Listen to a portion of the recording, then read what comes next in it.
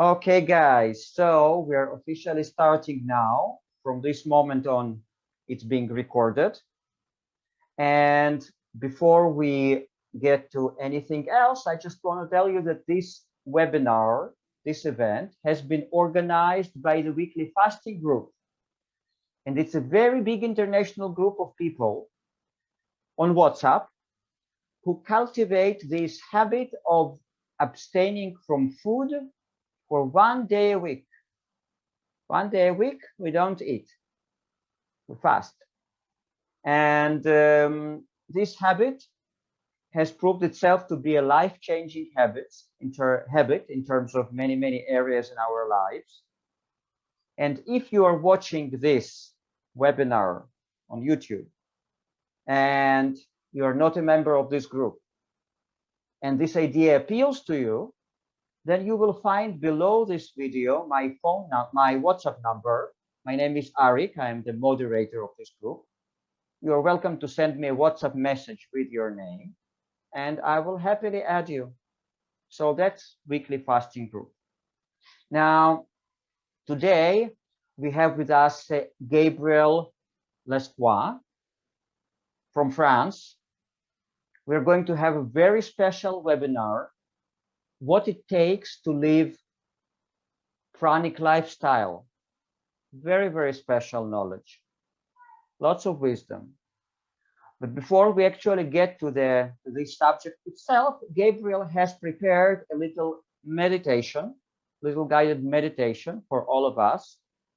And we will start with this meditation. So Gabriel, over to you.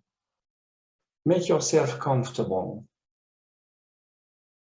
and put yourself at ease. Close your eyes and turn your gaze inward. Slow down, settle down. Invite the body to relax.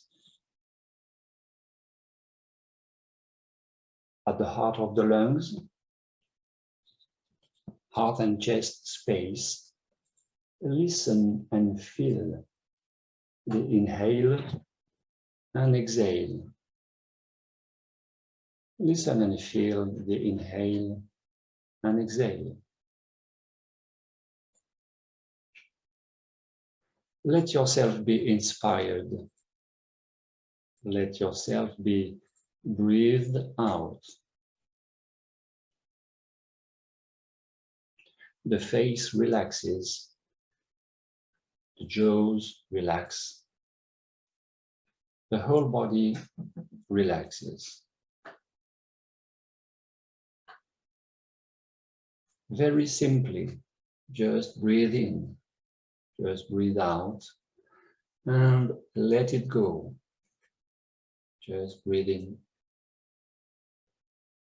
Just breathe out and let it go.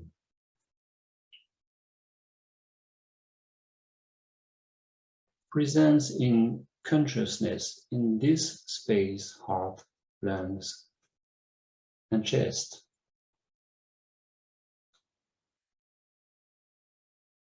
Let yourself be inspired. The shoulders rise. Let yourself breathe out. The space of the heart grows. Let yourself be inspired. The diaphragm pushes down. Let yourself breathe out. The space between shoulders and diaphragm grows.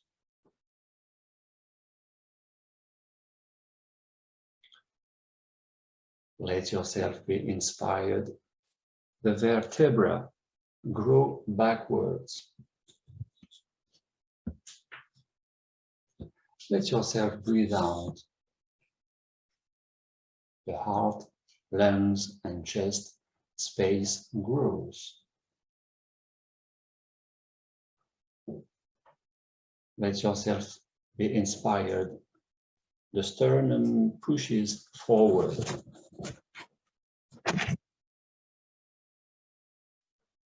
Let yourself breathe out. The space between the vertebra and the sternum is getting bigger and bigger. Let yourself be inspired. The ribs push towards the sides. Let yourself breathe out. The space of the heart is becoming bigger and bigger.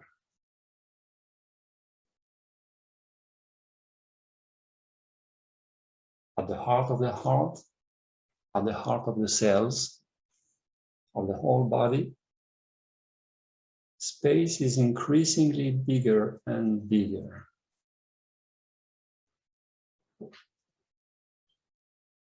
At the heart of this space, listen to the silence. At the heart of this space, listen to the silence.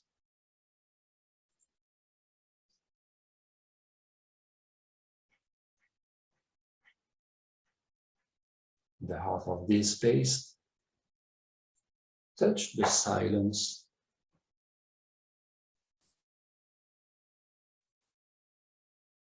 At the heart of this space, taste the silence.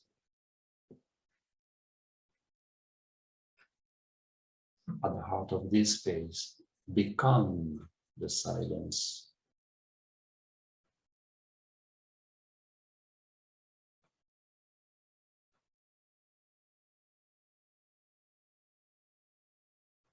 The silence of recklessness.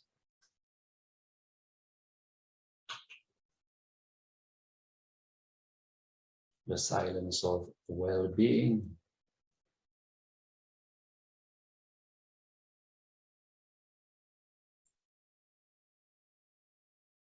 At the heart of the silence, the presence.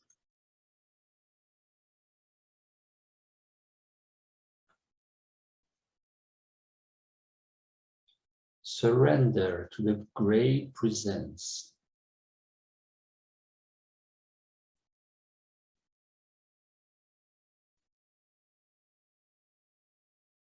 At the heart of the presence,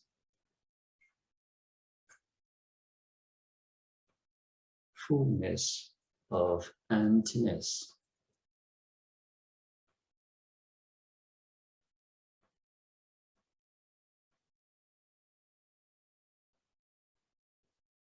Fullness of emptiness.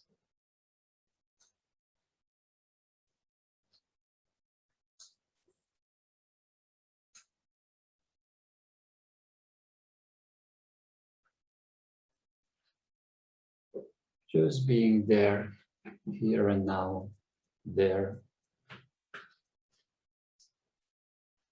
with oneself, through oneself.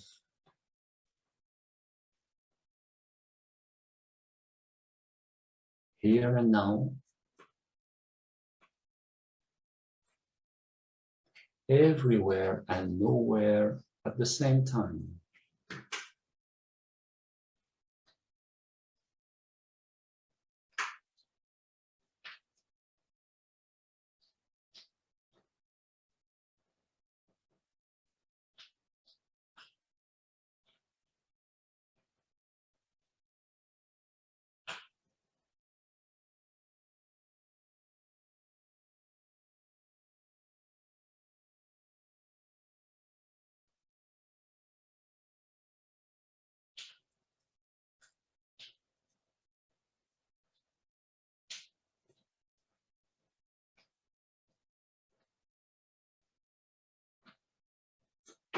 Just to record this state of consciousness, the upper state of consciousness in every cell of the whole body.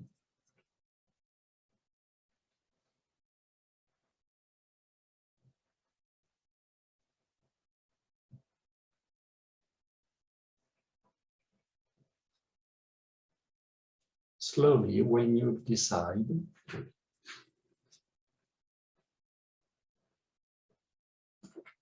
keeping the touch with this well-being. Open the eyes. Okay, guys. So we're getting back slowly, slowly.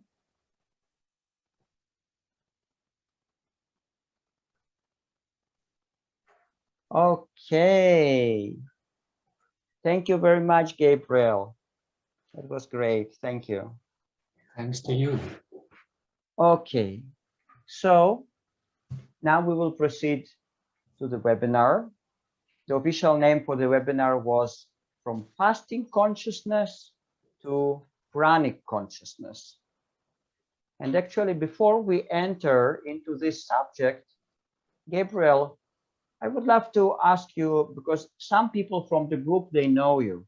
They were actually excited that you are coming. But many people don't know you. So could you please tell us a little bit about your current lifestyle, about your history, of your spiritual search, of your pranic living, whatever feels right to you. Just please share the information for the people who don't know you, please. So first of all, let me tell you that I'm very thrilled to be with you, and thank you for your invitation. Our pleasure. So my name is Gabriel. I'm living in France. I'm French. I'm a former nurse. I don't practice anymore. And for 8 years now, I'm in the field of health prevention and spirituality, meditation. And I discovered in 2011-12 the pranic reality, and slowly I went up to the point not to have necessary to eat, so I can stay like this. And for 8 years now, I lead people, groups, and individuals in pranic fasting sessions. Between 7 to 21 days fasting. So I'm very simple guy. According to what I live and what I discovered of my own understandings during these last years. Just to tell you that it's very easy just to be here and now, and to be less in the mental. The less we are in the mental, the better we feel with ourselves, the better our health is also. But it's very simple for me. So I travel less now because of the COVID crisis, but my job is the job of the heart, to transmit people how to deal better with their own health, how to eat better, how to deal with the thoughts, with the emotions, and how to live a little bit more in the present time. That's it. Very interesting. So how does your lifestyle today look like in terms of food intake? So do you eat, do you drink, or don't you eat anything? Don't you drink anything? How does it look like? So I do not need to eat nor to drink. I like to drink hot tea, white tea. You know, the white tea, very plain, simple one. The white tea, I used to drink a lot of jasmine tea, therefore, but now it's over. I'm fed up of jasmine tea. But I like to drink hot water, not because I'm thirsty. I'm never thirsty, because I'm greedy. How do you say? Not greedy. How do you say? Like what? Just want to just have, not craving, but just have some kind of desire for that. Because I like very much to drink white tea, to have hot water in my body. And concerning eating, I do not need to eat. I can stay like this without any food. And sometimes once in a while, because of the family, because birthday, because marriage, or I don't know, I can take half of a tomato, half of a carrot, I don't know, like this, and I feel free, which is the real definition of pranic state. The pranic state is not to eat during years and years.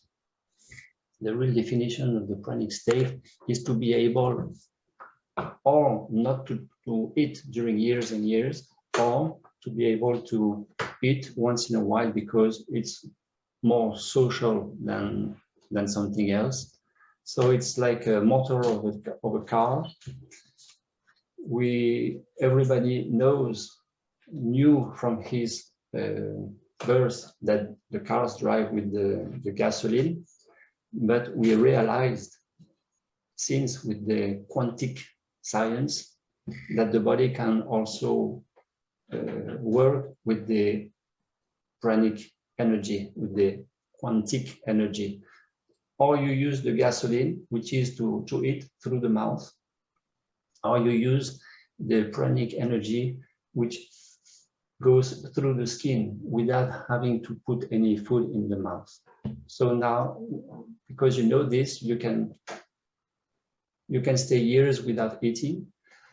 And also you can sometimes take anything because it's social, because it makes pleasure to the grandmother. She didn't see you for a long time.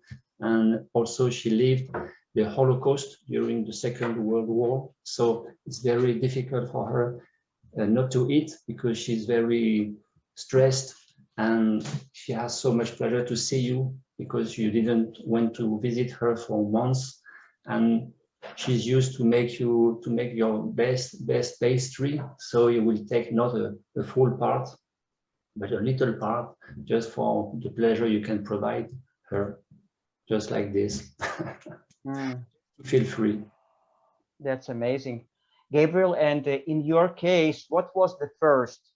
Was the spiritual search first in your case, and then gradually it led you to this pranic lifestyle, or first you were interested in the idea of pranic living and it led you to do spiritual search? In 2011, one of my friends spoke to me about the video program called Light, recorded by a Czech guy. He introduces the pranic reality, and he told me, you should watch this program. Did you know that you can stay without eating all your life if you want? And I said, no, it's rubbish like this. It's stupid. I threw it away. I didn't want to acknowledge this reality. But this was my reaction, my initially speaking reaction. And then with the weeks and the months, I got interested. I had some questions in my mind, and I made some research on internet. Then I started to say, okay, I will become pranic, because I used to practice. I used to give energetic healing to heal people with my hands for a long time. And I said, if the prana can heal people, prana can make me not to have to eat anymore. I will make this experience too. That was the conscious motivation. And there was also an unconscious reality during a dream. I had a dream, like you know who told this also. I had a dream. During one night, I used to live in a region in France called Alsace, near Strasbourg, the northeast of Strasbourg. And I used to live with the French lady from Alsace. And in Alsace, they eat a lot of choucroute. Choucroute, this is cabbage, white cabbage. Mm-hmm.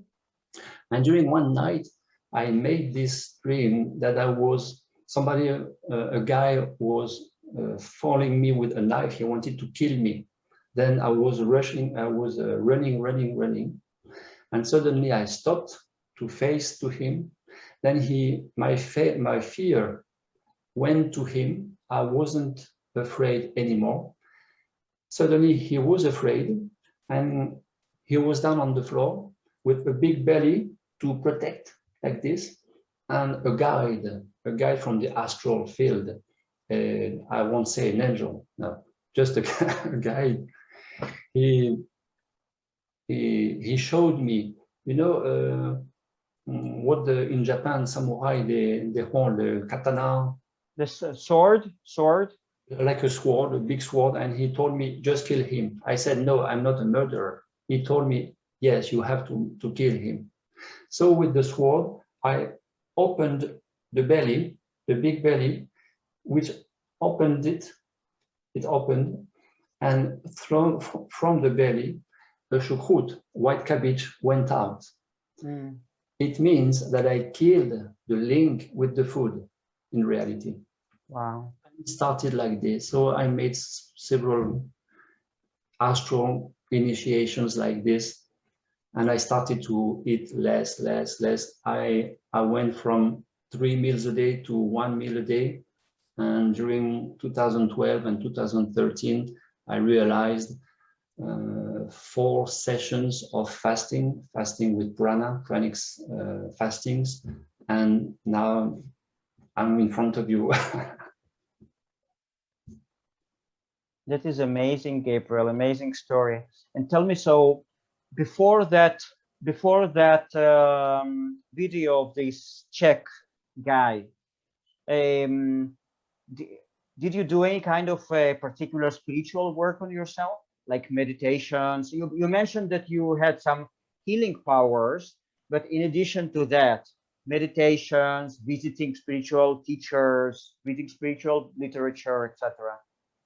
I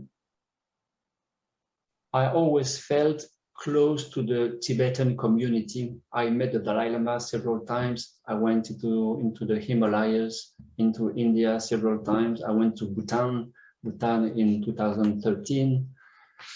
Except to meditate, no special practice. Mm-hmm. I used to eat like everybody. I'm a very ordinary person.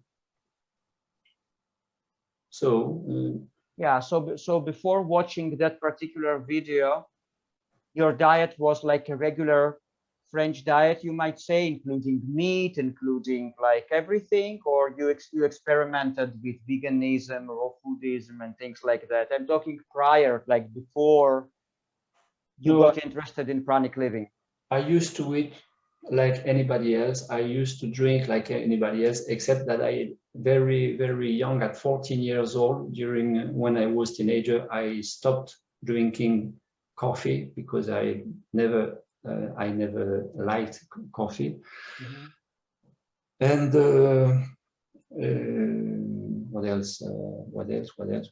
I used to drink Coca-Cola. Okay. So I wasn't a good example for people, but because I became a nurse and I quit this job to stop curing people with the classical hospital ways, to become a specialist of the prevention, how to educate people to take care better of their own health. Mm-hmm. Health, prana, spirituality goes together.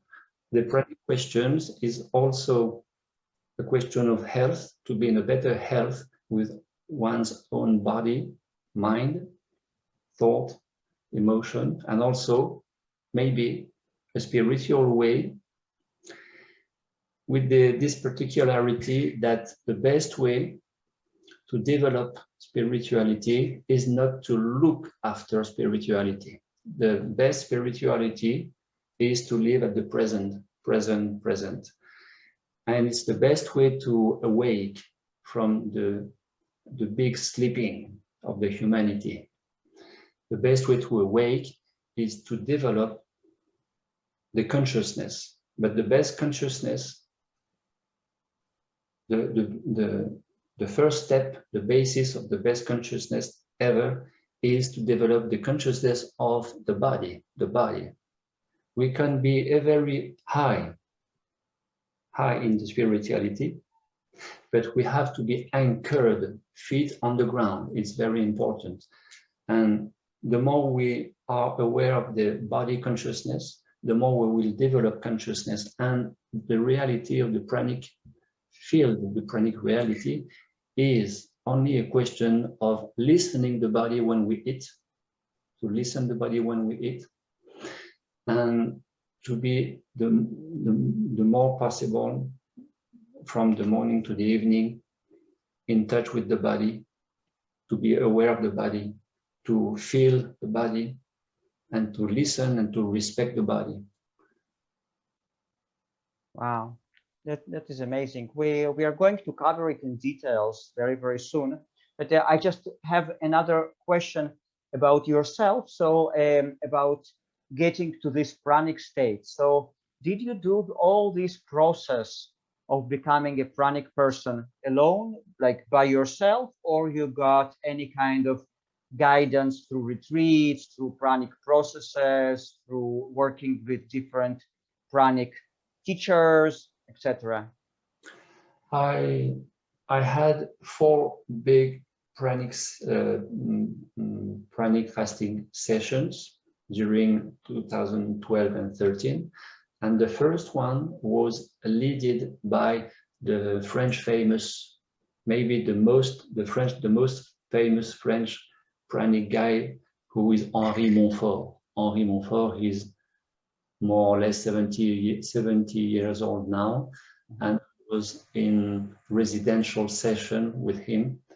I followed him for 10 days, then I quit and I came back home. I started to it again, and then I kept on fasting 1 day a week, and then I realized a 10 days fasting in October 2012, 14 days in December of the same year. But I had lost 20 kilos. I went from 80 to 60 kilos. Then I was too thin, very too thin. You could watch my ribs, and I decided to eat again. And I went to travel to visit in Bhutan during 21 days in July 13. And when I came back to France, I started again fasting with the prana, and then slowly it happened like this. But I understood since that the best way to become pranic is not to have this desire to become pranic, because in reality everybody is already pranic. Everybody is already pranic. This is the quantum science which tells it. Everything in the universe is energy. This body is 99.9% energetic. So the best way to become pranic is to become aware, to increase the consciousness of mind and to open the heart. It goes together, mind and the heart. Mm-hmm. And also you mentioned being aware of the body constantly. Not consciously, but no, I'm saying constantly, like all the time. Yes, that's the ideal. That's the ideal to be in contact with the body, whatever we may do. We walk, we work, we speak, everything you do, you write. To be in conscious contact with the body, to remind that we are here, that we are doing this or this or this. Just to listen to breathing, breathe in, breathe out, breathe in, breathe out. This is very powerful to become more conscious. Yes, and you are saying that this ability directly affects our ability to live pranic lifestyle. Can you repeat, please? No, I'm saying that this awareness of the body is related to our ability to live without food, to live pranic lifestyle. Yes, yes, completely. Because in fact, the less we are in the past or in the future, the more we stay in the present, like natural meditation. Natural meditation, no need to sit like this, like Buddha, to meditate hours and hours. If you are conscious when you wash the dishes, when you work, when you drive, everything from the morning to the evening, the more you are the present, the more the brain creates an electromagnetic field energy, which is the real energy, which is the energy of life, which is the prana. And like this, the body is more and more fed of this energy created by the brain because you stay at the present. There is prana everywhere, but the body is also prana. And the neurosciences, they proved that there are also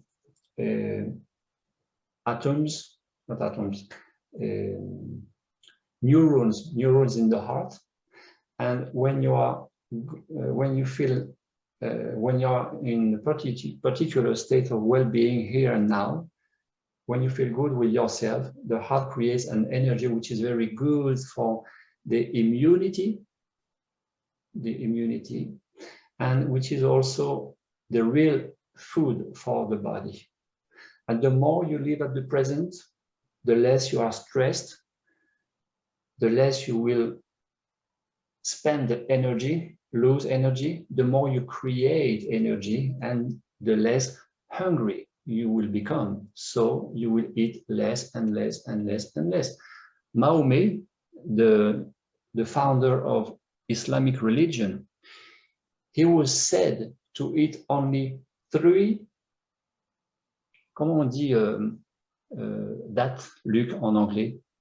Dates? Yeah, probably like that in French, that. Yeah, well, that he used to eat it's dates. Only 3 dates or 3 dates per day. It's impossible to live only with 3 dates a day, except if you are pranic. Wow, you're talking about Muhammad, yeah? Muhammad, yes. Wow, amazing. And now Gabriel, Svetlana is asking here on the chat, what exercises will you recommend to develop awareness? What was your favorite exercise? My favorite exercise is the one I proposed you this evening as an introduction. This meditation called opening the heart meditation, opening the heart, opening the heart, opening the heart.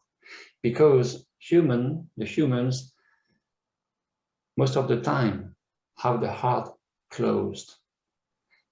You know, the conditional love, which is not the real love is unconditional love. And the more we open the heart, the more we will open from the mind, and the more the consciousness can go out like this and be present. So just very simple, or you practice once a day, every morning before to start your day, this opening heart meditation, or you can also listen the breathe in, breathe out, just to listen the breathe in, breathe out, to put the conscious not here, which is thinking with the mental, which is the lower consciousness, but to put the consciousness here at the level of the heart, and to feel that you always breathe in, breathe out, whatever you do from the morning to the evening. Very simple is the best. Wonderful. Gabriel, so maybe we will ask people will open up to the questions if people have any questions up to that point. But I just wanted to clarify something. You mentioned a few times that you were fasting with the prana. Now, what does it mean to you? Like, because you said that you had this period of eating and then you went back to fasting with the prana. What does it mean exactly? I used to eat like everybody, therefore 3 meals a day. Then I realized in theory the pranic reality through internet. I subscribed to a pranic session in July 2012 with Henri Montfort. I started to eat less, from 3 to 2 to 2 to 1, from 2 to 1 meal a day. I followed his session during 10 days. Then I quit because I was supposed to follow during 21 days. And I quit at a half of this session. I was lost in my mind. Then I went back to home. I started again to eat. Then I realized from this moment, I was always alone through this pranic adventure, which is the adventure of life. The pranic adventure is not to fast during 21 days, then after you're pranic and after. No, the pranic reality is the adventure of the whole life in reality. And I ate again from August to the end of September. In October, I realized another pranic session fasting, another pranic fasting during 10 days. Then I ate again from end of the October to December. In December, I realized a third pranic fasting session alone during 14 days. Gabriel, but I'm sorry, when you say pranic fasting session, what does it mean for you, and what is the difference between that and regular fasting that people do for 1 week, for 2 weeks? Like, what is a pranic fasting session? That was my original question, actually. So the fasting, classical fasting, is just not to eat. You just stay without eating during 1 day, 2 or 3 days. That's it. Mm-hmm. You can always practice some relaxing practices to feel good, to have some rest, to have some work. Okay. Then the difference with the pranic fasting is during you don't eat, you will be fed by the energetic, universal energetic energy of life, which is the prana. How? In meditating, yoga, tai chi, relaxation, etc., etc., which is easier to follow a fasting session with the energy of life. The body will be less tired, because you put energy in the tank of the car. Mm-hmm, mm-hmm. Gabriel, so did you develop this protocol by yourself, like how to fast with the prana, or you took it from any other source?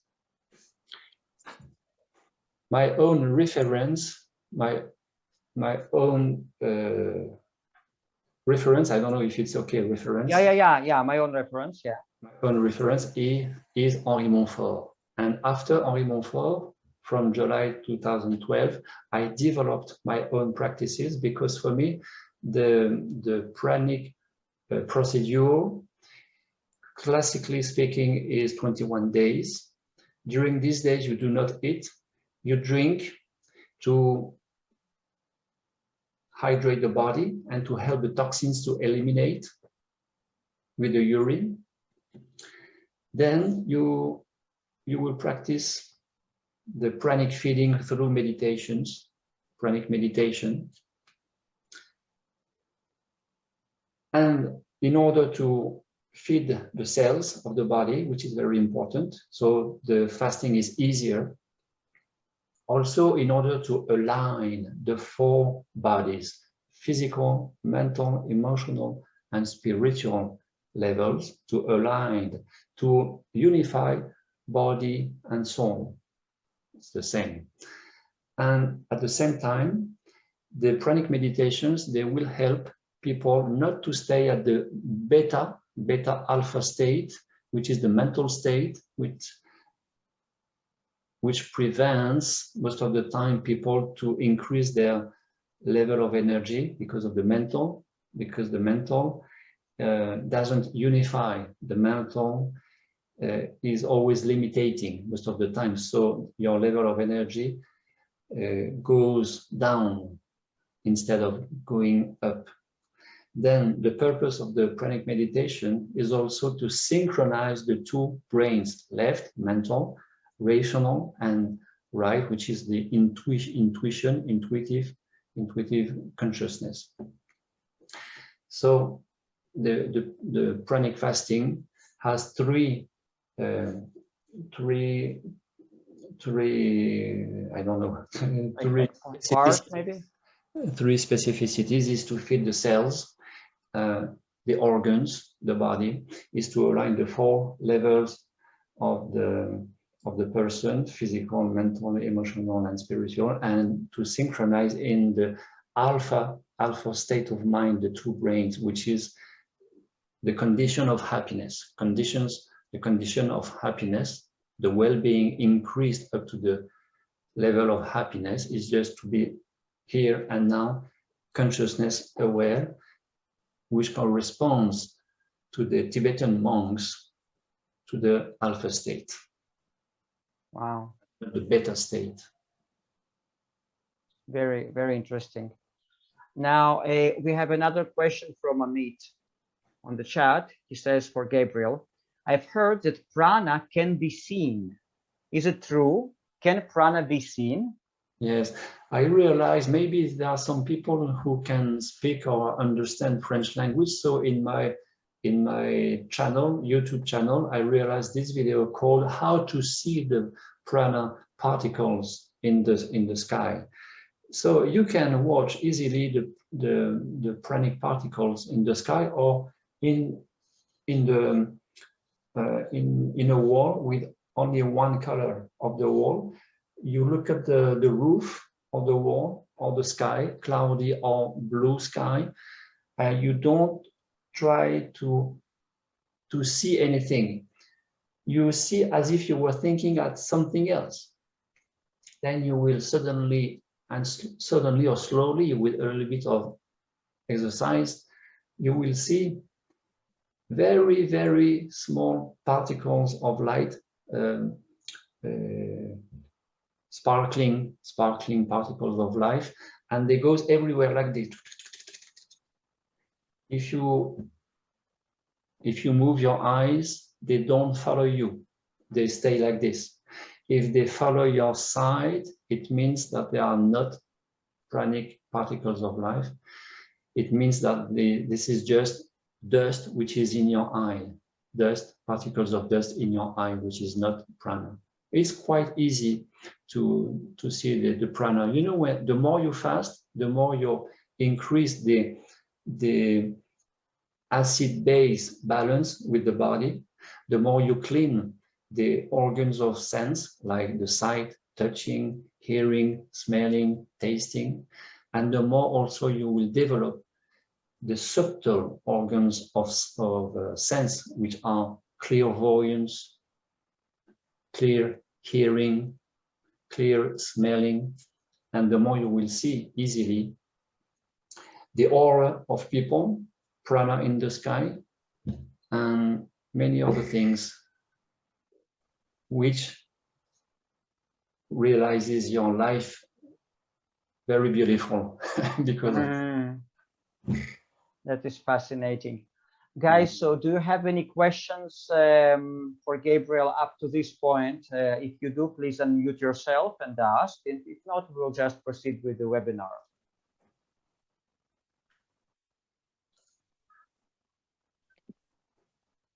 Does anyone have any questions? Yes. Hi, Gabriel. Hi, Eric. Hello. Hello, Luc. Luc is a friend. Yes, very good. I'm a friend of Gabriel. I like him very much. He's doing beautiful job. Yeah, absolutely. But my question is more to you, Eric, because when you spoke at the beginning, you told us that you were fasting 1 day a week with the group.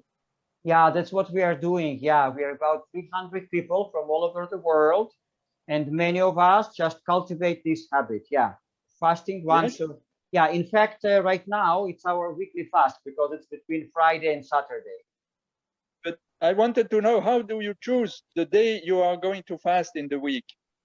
It's very simple. In our group, we have a standard time. We are starting to fast at 12 at noon UK time, like London time on Friday, and we just go on together for 24 hours. Always, every week, the same day? Yeah, exactly. Otherwise, we'll just get lost. We also have members who add to that some other days, but our standard official fast is 24 hours, like from Friday noon UK time up to Saturday noon UK time. That's it. Very simple. Okay, great. Thank you. If I can say a few words about Gabriel, because I'm very happy to have met Gabriel a few years ago. Sure. I met him through the internet first. First, I went to some session in Belgium from a lady who stopped drinking and having food for a few years. What's her name? Dominique Verga. Yeah. She's pretty well known. She was completely without water, without anything for several years, and I was a little bit. I knew it was possible to stop eating, but I didn't know it was possible to stop drinking. And so again, I became interested in looking, and then I came Gabriel across, and I went to him. And I had a really beautiful experience, a really kind of mental insight when I was facing Gabriel. And I think he has felt it, and he offered me his book. It's Wow. French book. Amazing. About Prana. It's very good book, because he shows us to make the difference between fasting and pranic food. Yeah.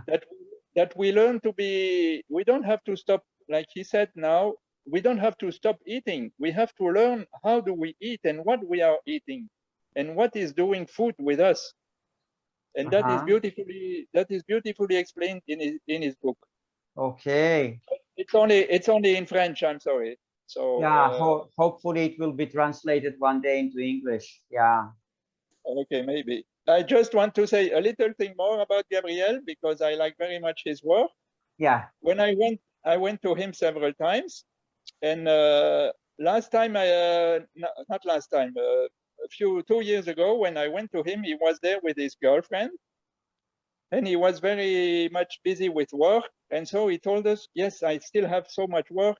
Please go with my girlfriend and have a big walk in the area.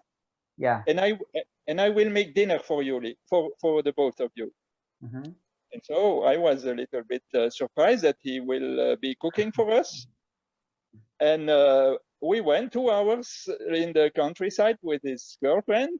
And when we came back, there was a beautiful table with salad, with crunch, really fruits and many different things. And he put 2 plates for us, and he stayed again next to us, and it was really great meal. And he took only a leaf of salad, really a small leaf of salad, but nothing else. And it was really for his girlfriend and me a really beautiful meal. Wow. And he took the time, even if he had so much work, he took the time to make the dishes, to make everything ready when we came back. Yeah, so, just pure service, pure love. Wow. Yes, it was really a beautiful supper with salad and many other things, and I enjoyed the meal very well. Wow, amazing. So, thank you for the best advertising he makes for me. Gabriel, thank you, Eric, for organizing this. It's a good session. I'm very happy to be with all of you. Oh, thank you so much. It's my pleasure, it's my pleasure. I enjoy those sessions so much. Thank you. And I enjoy so much having all of you guys here. You're amazing. Just everyone is amazing. Gabriel, so I wanted to ask you in relation to what your friend said, because in the fasting group, we have quite a lot of people who on the fasting days have to cook for their families, prepare food, get in touch with food, you know. And sometimes it's challenging, sometimes it creates some difficulty. So in terms of keeping balanced mental attitude for this particular mother who needs to cook for her family and she wants to fast, what kind of advice could you give her or him, whatever? Well, when you fast and at the same time, because it's the day of fasting, you have to cook for the family, you have no choice, you have to fast, you have to cook, of course, then there is a time for everything. At the first time when you feel it's not easy at all not to eat because it's your fasting day and you have to cook, so you deal with this, you manage somehow as you can, of course. Then, well, maybe the question through your question is how to manage with the desire of eating when you're supposed to fast. Maybe this is the real question, no? Yeah, you might say it like that. Yeah. So there is this advice which is very simple, which is, you know, we have three brains. We have in front the brain of thinking, the cortex brain. At the middle, we have the emotions brain, and behind we have the survival reptilian brain. Right. So when you fast and you have to cook, because you cook, you have desire to, you'd like to eat, but you can because you fast. What you can do is you're thinking about the mashed potatoes or the ice cream or the piece of bread or the piece of meat. I don't know. You'd like to eat, just to take it like children they do. They take with the hand like this. Imagine in imagination, they take the food and they give to it to the survival mind behind. Wow. The reptilian mind, which is supposed to be more quiet after this, and let you quiet for a while before maybe it comes back the desire to eat. But when you practice preparing a meal and you are aware, you feel you smell you smell, you hear, you touch, you see the food, but without any identification. No identification, just being present, to smell, to hear, to watch, to touch. Then you prepare. In reality, you are already nourished, fed, because of the consciousness of preparing the meal with consciousness. Wow. You want to eat when you fast, maybe because you fast too much and the body becomes weak. So you have to listen to the body. Maybe also because the food is an emotional crutch. You have to make a little bit of therapy to solve this emotional crutch. Otherwise, it will remain difficult. So the more you are present, the more you create the energy of consciousness, and the less you will be disturbed by watching food when you fast. And when you fast, if you can practice meditation to develop the consciousness of being here and now, it will be better, because the less you will have the desire to eat when you fast. Yeah.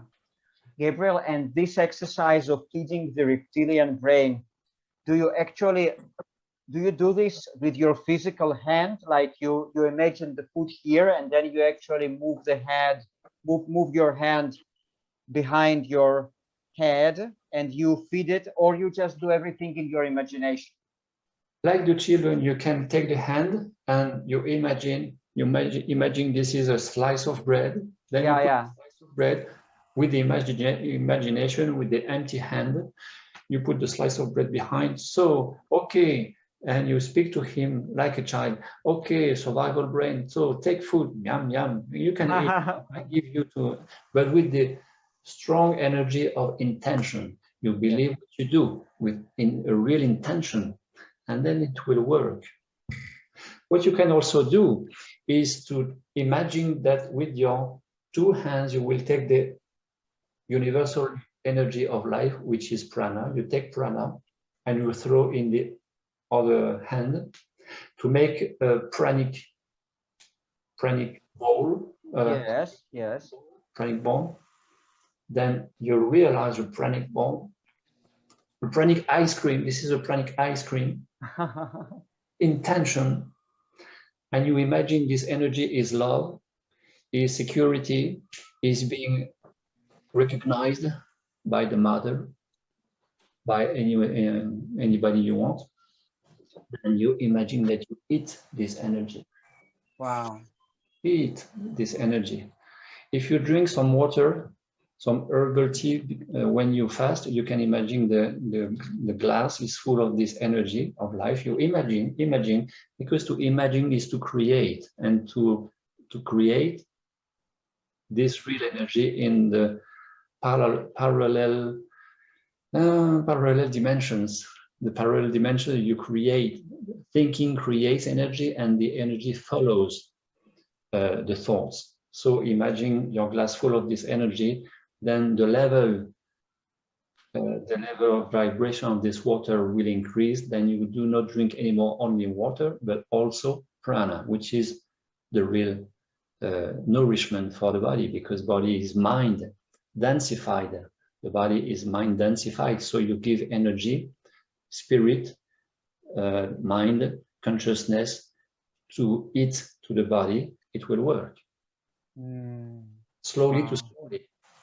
Wow, that is so inspiring. Yeah, so valuable information, Gabriel. Thank you so much. Thank you so much. It's really valuable, really important to for each one of us to hear that. Okay, guys. So please ask questions if you have any. Hello, this Hello. is Aranka. A big fan of Gabriel. I watched all his 600 plus videos on YouTube. It's a great French lesson for me. I put it on 75% speed so I can actually understand his French. Can you hear me, Arik? Yeah, we can hear you very well. Oh, okay. So I'm really a big fan of his. He's very calm, and I absolutely adore my time with him. He doesn't know that. He's got secret admirers. And his work is very important because he doesn't teach magic and mystic. He just very practical. I guess Gabriel had a really nice time with the Buddhist people in Nepal or somewhere, or Bhutan. I forgot where he was. And from there, he just kind of, showers us with that. I really enjoy his videos. That's all I wanted to say. I really don't have any question because his videos are so extensive. If you want to get a good education on this, you start back in 2014 or something, 15, when he started putting out the videos, and just watched one by one. Thank you, Gabriel, very much. Thanks to you. Yeah, cool. Okay, Gabriel, now we have another question on the chat. How important is it to you to be connected in a social kind of way? Do you spend much time alone? And how important is connecting to nature to you? So basically it has two parts. It has this social aspect and a connection to nature. So could you please extend on those subjects? The more things go, with months and years after years after years after years, my dream is to keep on living no more in the west part of the world, in France, but in the Himalayas. I wish I could live now in the Himalayas because this is probably a past life that is speaking now through my mouth. But I love more and more silence, being in silence. And also I love to see people. I love to watch people eating in the restaurants, in the streets, because I love to see people having some fun, even if it's not really conscious. But I love to see people having some fun, pleasure with eating. It's not because I'm frustrated, not at all, but I love to watch people like this. And I also practice table tennis. I practice table tennis, so I love to practice sport. And one or two times a week, I practice table tennis in a sport club. Besides, my friend Luc from Belgium, he's a very strong table tennis player. He didn't tell you, but I can tell you. We already play together. Then I love silence. I love to stay alone. I loved always to have a candle the day, during the night, because this is the only real necessary food that every human being needs, which is the food of light, and the light of consciousness, and the light of right, so true. This is the real food that everybody needs in reality. And as regards the COVID crisis, for me, the solution is no more to be vaccinated, is no more to wear a mask. Of course, if necessary, people, they will get the vaccination if necessary, because they prefer to get the vaccination instead of losing their job, of course. And if necessary, to protect from the old people by wearing a mask, of course. But the solution of the COVID crisis is only one: to develop consciousness and to open the heart, which is the real solution. Right. Because you increase the level, the level of your own vibration, and illness cannot touch you anymore. Sadness, the contrary of happiness, which is like a depression, sadness, like depression, bad mood, you could say, you know. So mentally speaking, it's already a good beginning. The more you open the heart, the more you open the mind, the more consciousness is present, the less the mental is trying to disturb you. Right. The happier you will become, because you realize that there is not you here and the tree here. You are the tree. There is no you here and the cloud there. You become the cloud, you become the tree, you become the dog and the cat. You and I, we are the same. You know, the former Aztec Maya from South American continent, they used to say, when I cross you in the street, they used to say in Lakesh. In Lakesh is like aloha. Aloha for Tahiti, aloha is not good morning. Aloha means I love you. I love. It means je t'aime. Wow. Then in Lakesh means I am you and you are me. You and I, we are the same. Yeah. We are the same frequency of consciousness. We come from the same paradise, which is here and now. Wow. The personal needs, the needs of the ego, the needs of the body are very, very, very few, because you already have everything. So right. Life becomes very simple after that. You need very few things, and the Buddhist religion, Buddhist philosophy, the Buddhist hygiene of life taught us that so many things around us is illusion. Illusion. There is only thing which is not illusion, which is consciousness. To be aware when you eat, whatever you eat, because generally speaking, the humans in the west part of the world, they eat too much, too often, and too badly. And the purpose to fast is to be closer to the real needs of the body, to eat less in quantity, maybe, but to eat more in quality, to respect the needs of the body. Called health, the health of the body and the health of the mind and the emotions. And the more you are aligned through the body, mental and emotional level, the more the consciousness can express itself. Yes. It's very simple in reality. Yes, yes, Gabriel, thank you so much. We have another question. Gabriel, in your opinion, does the body produce all the necessary elements by itself, or depends on consuming prana from outside? Well, there is a scientific measure which is called the Schumann's resonance. And the Schumann's resonance measures the electromagnetic field of the planet Earth.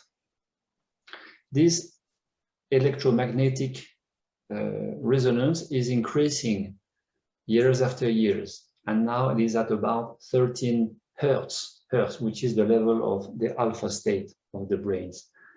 And if you read the Veda scriptures, the Vedic scriptures of the Hinduism, Veda and Shastra scriptures, it is written that in the universe, like in the planet Earth, everything is energy. So if everything is energy, prana, it means that potassium, calcium, magnesium, sodium, I don't know in English, the nutrients that we need to sustain the body and to stay alive. It means that if you receive the energy from the source, the quantic field, which is the source of every kind of manifestation on the earth, like the apple, like the orange, like a banana, I don't know, it means that you will be fed. And the only problem in this is the mental. The mental doesn't believe this, or the mental is fascinated by the pranic question, and he decided to become pranic. But the more you want to become pranic, the less it works. So it's a very delicate question today in 2021, because almost nobody knows the pranic reality. Almost nobody knows. You know, in the planet, on the earth, there is maybe between 30,000 to 50,000 to 150,000 people pranic. It's very, very, very few, and at the same time, it's a lot. But there will be more and more spontaneously pranic people on the earth, because the electromagnetic vibration of the earth increases. So spontaneously, we are all concerned by eating less in quantity, because the awareness is more and more present. So which is the real food for the body and for the holistic human that we are. It's just a question of evolution. Yes, yes. Okay, Lily, so please see if Gabriel answered your question. If not, you are welcome to unmute. And because I think in your question, there is another aspect Gabriel, so I think that what Lily meant by asking this question is whether we, in order to live pranic lifestyle, whether we need to kind of consume prana from the external source, or our body is like some kind of pranic generator. So we don't need to consume prana from the external source, because that's how I understand her question. The more you move, the more you spend energy, like every motor, like the motor of the car. Then the more you spend energy, the more you need to catch this energy from food, conventional food, or from the source, from the quantic field, to keep your energetic balance like this, not like this or like this, but like this. Okay. You may need. We cannot live without sun. If sun disappears, nothing can stay alive on the earth. Humans, animals, vegetation, etc. Then there is the energy external to us, and there is also the energy internal to us, inside us, outside and inside. And both are important. So when you spend energy, the body creates its own energy by being present, or you take energy from resting to sleep during a whole night on the bed. This is a way to have energy, or you practice special pranic meditations, like the Tibetan monks. They practice this. Then you can stay in good conditions and good health without having to eat so much. Or if you are aligned, if you are pranic, in theory, you have nothing else to do in particular to be fed, because you are aligned mentally, emotionally speaking, and you are connected. Then the body will take its own energy in the quantum field. In theory, you have nothing else to do for this, in theory. May I just ask? Yeah, sure. Let's say you are on a spaceship outside of solar system. Okay. Then Then how the body will get energy, how the body will function, or where will it get it from? In a space shuttle? Yes, in a spaceship outside of solar system. So I don't know, because I didn't realize this experience yet. So I cannot answer you, to be honest. Then the aeronautic research in 1969, they had to work on this question, because the first people who used to go into space with the space research, whoever they were, American or Russian, after the first, my English is difficult. After the first launches into space, they used to come back on the Earth, but with less thinner, because they had lost some muscles, and they couldn't stay too long in the space, because it could become dangerous.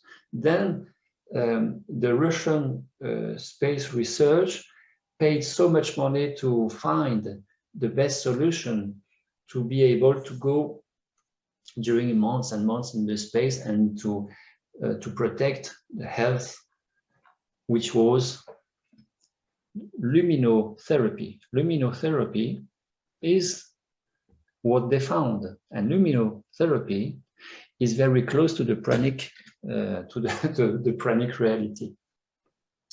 It's difficult to speak about this, because I didn't realize this, this experience. And also, just remember that the pranic reality is not officially n'est pas recherché. It hasn't been researched. Officially speaking, except in secret by the NASA, American NASA, and by the Army. In secret, they are very interested by the pranic research, by the pranic reality, and they invest themselves in pranic research. But officially speaking, among the public, there is no research. So the best thing is to make this experience to fast once a week and to live at the present time the most possible. And then slowly you will contact the pranic reality as a consequence and not as a purpose. You know, once I was coming back, driving my car, driving back home, I had given a pranic conference in the south of France, and I picked up a Belgian lady called, I don't know anymore, or I don't know, and she told me, what are you doing in life? And I answered her, I just gave a pranic conference in Bordeaux or Toulouse, I don't remember in France the town. And she asked me, what is pranic? Pranic, prana, pranic, what is this? And I explained her, and she answered me, so maybe this is what I realized as an experience several years ago. What happened to you? I asked her. She answered me, when I was 23 years old, I walked the Saint-Jacques de Compostelle, which is 1,000 kilometers walking. And she was thinking many things during the day. She was wearing a backpack and walking during 30 kilometers every day. She had to think so many things, but with the following days and weeks of walking, she had less and less things to think. And naturally, she was more and more the present time. But at the same time, she realized that she was eating less and less. Wow. And I made her to repeat 3 times to be sure she was saying correctly. She told me during the last weeks of walking in the Saint-Jacques de Compostelle from France to Spain, she was only eating per day, only per day, 1 carrot, 1 apple, and 1 quantity like this of dried fruits, apple and apple every day, no more. Wow. During these last weeks of eating only this, without being tired of walking 30 kilometers a day, she stayed 3 days without eating anything and keep on walking 30 kilometers a day and without being tired. She was full of energy. She asked me, was it this, the prana? I answered her, yes. Probably you were contacting the pranic reality. Yeah, Gabriel, so in your opinion, in her case, in the case of that woman, what caused her to contact this pranic state? Having less and less thoughts, being less and less in the mental, and being more and more in the present, which was for her the natural meditation of walking in meditation, walking in consciousness, empty-mind, full of energy. You know, the Afghanese walking, you know this, Afghanese walking. Mm-hmm. How to explain that this man can walk during 700 kilometers during 12 days, more or less 70 kilometers a day. Of course, they eat maybe 2 times a day, I don't know, but after 700 kilometers, 60 kilometers every day, they are not tired, because when they were walking, they were breathing in consciousness. Wow. That's secret. Gabriel, but I thought maybe you meant someone else, but I don't know about who is this person. Is it like a person or a group of people? No, business people to make business across the mountain, or maybe military soldiers, maybe also. Okay, in Afghanistan. Okay, very interesting. You can make a little research maybe tomorrow about the Afghanese walking. It's famous. You can walk, you can check on YouTube, you will find some videos. Very interesting. Okay, Cicely, Cicely is one of the members. She raised her hand. She wanted probably to ask something. Do you still want to ask something, Cicely? Yeah, I apologize. I'm driving. So what happened was I dropped out. Thank you, Eric, for acknowledging that. I'm so very grateful to be in this webinar. Gabriel, your loving, kind nature and supportive, practical nature is very refreshing. And I really appreciate this. But my question was, when you have to travel, what method do you give for having to travel on planes or whatever? What kind of suggestion can you give? I like what you said about if you've got to take the vaccine for your job, fine. If you've got to protect the elderly, fine. Do what is necessary for whatever fits in your lifestyle. But I just want to know in regards to what method can you give me in regards to traveling, especially long hauls, like 10, 12 hours on an airplane. What's the best way one can protect themselves from things that are floating around?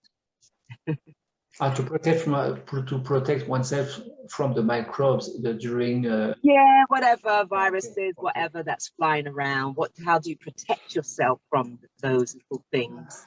Okay, so probably the best way to protect from the microbes is to stop being afraid of the microbes. Right, I'm not. Afraid, because the more you're afraid, the more you will absorb, contact, attract microbes, which is not good. Which is good identification. The more you are identified to the then possible danger of being sick, the more easier you will become sick. Then right. The first point, and then the second point is not to fight against the possibility of being sick and to fight against the microbes, but to be open-minded and to be opened to receive the microbes. Okay. So don't fight it. That's interesting, because I heard something very, very close to what you're saying early on when this whole thing started. It was a young lady. She was American living in China, and she said, "Listen, it doesn't want to kill you. It just wants to live in you. It doesn't want to hurt you. Yes. It just wants to live inside of you." Stop being afraid. To love the microbes. It's okay. And then to reinforce your own immunity, which is your own aura. How?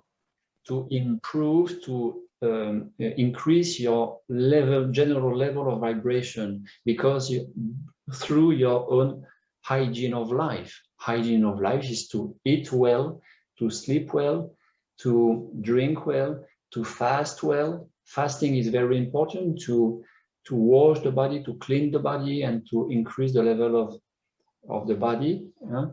And that's it. Thank you very much. Those are things that I am actually working very hard on. So I just wanted a confirmation in regards to what I'm doing. And so, yeah, just have to live with it. There's no need to fight it. Don't fight against anything, whatever it is. Don't fight against it. Don't be afraid of it. Just keep your vibrations high. That's it. You know, this is the power of mind. This is the power of the intention. If you start to feel like coughing, throat ache because winter, because of the cold, if you identify to, oh, okay, now I'm going to be sick. Oh, it's too late. Oh, you will become sick. Then if you start to feel the throat ache and coughing and you say, no, I won't be sick. I'm in a perfect health.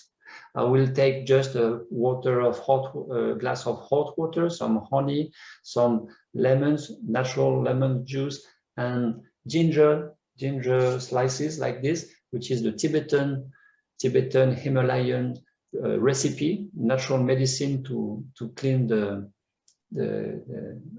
throat, yes, the throat, then it will be okay. And if you really become sick, of course, don't prevent yourself of going to the doctor, to see the doctor. Sometimes doctors are useful, but don't be afraid. Don't be afraid. Good. Thank you so much. Gabriel, we have another question about breathing. So this question has few parts.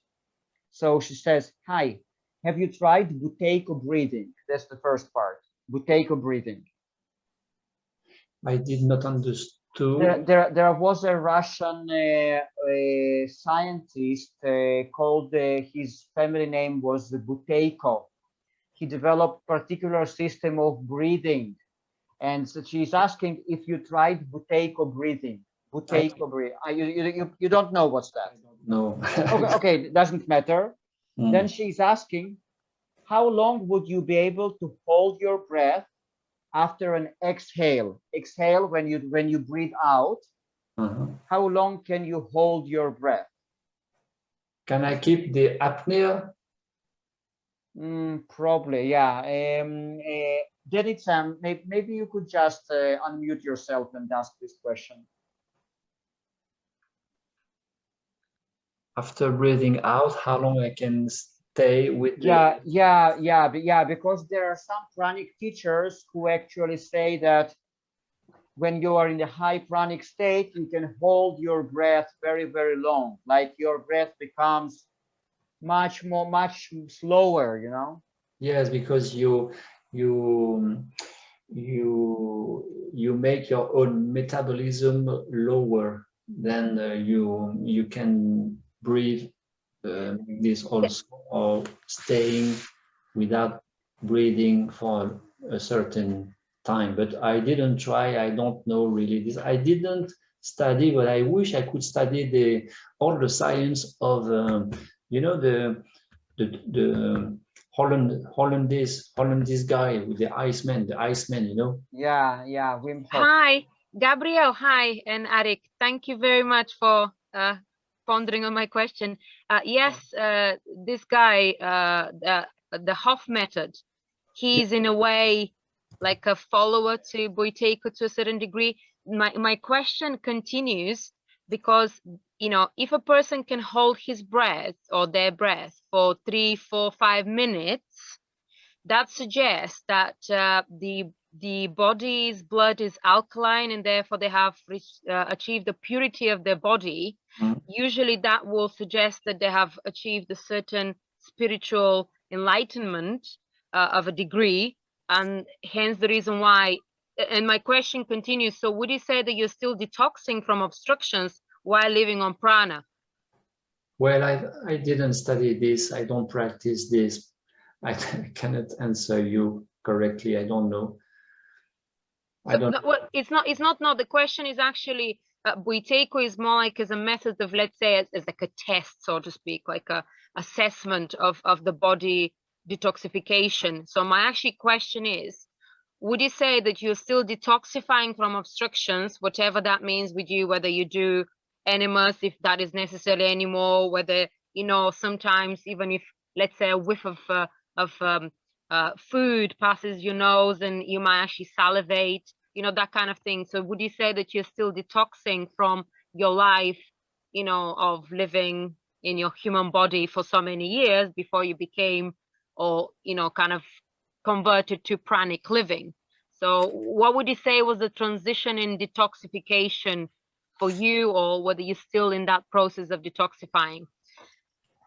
Your question, to be sure of your question is, as being pranic, do I still detoxify, right? Yes. Okay. Well, the specialists of fasting usually they say it's a minimum of 21 days of fasting if you want to detoxify the body, which is less and less true because of the heavy metals, because of the, I don't know, nanoparticles. Yep. Yes, which is less and less true. Anyway, being pranic means that you detoxified enough to make enough space so the light can come from the inside, and so you are fed by the light at the condition that, of course, you are aligned, physical, mental, emotional, spiritual, and that you are synchronized with the two brains. So, but even pranic, you keep on detoxifying, because everybody have toxins from the fetal period. You know, when we were during in the womb. in the womb, and also we have toxins which are called cell memories from the past lives. Yes, yes. We also have toxins which are called cell memories coming from the beliefs transmitted by mother, father, uncle, ancestors. You know, then the detoxification is more and more subtle, deeper. And sometimes, even pranic, sometimes you have to be aware, because you may fall down after having a big desire, a big hunger of cookie. I give this example. Suddenly you have a great hunger for cookie. You are pranic, but you want cookie. What's this? What's this mess?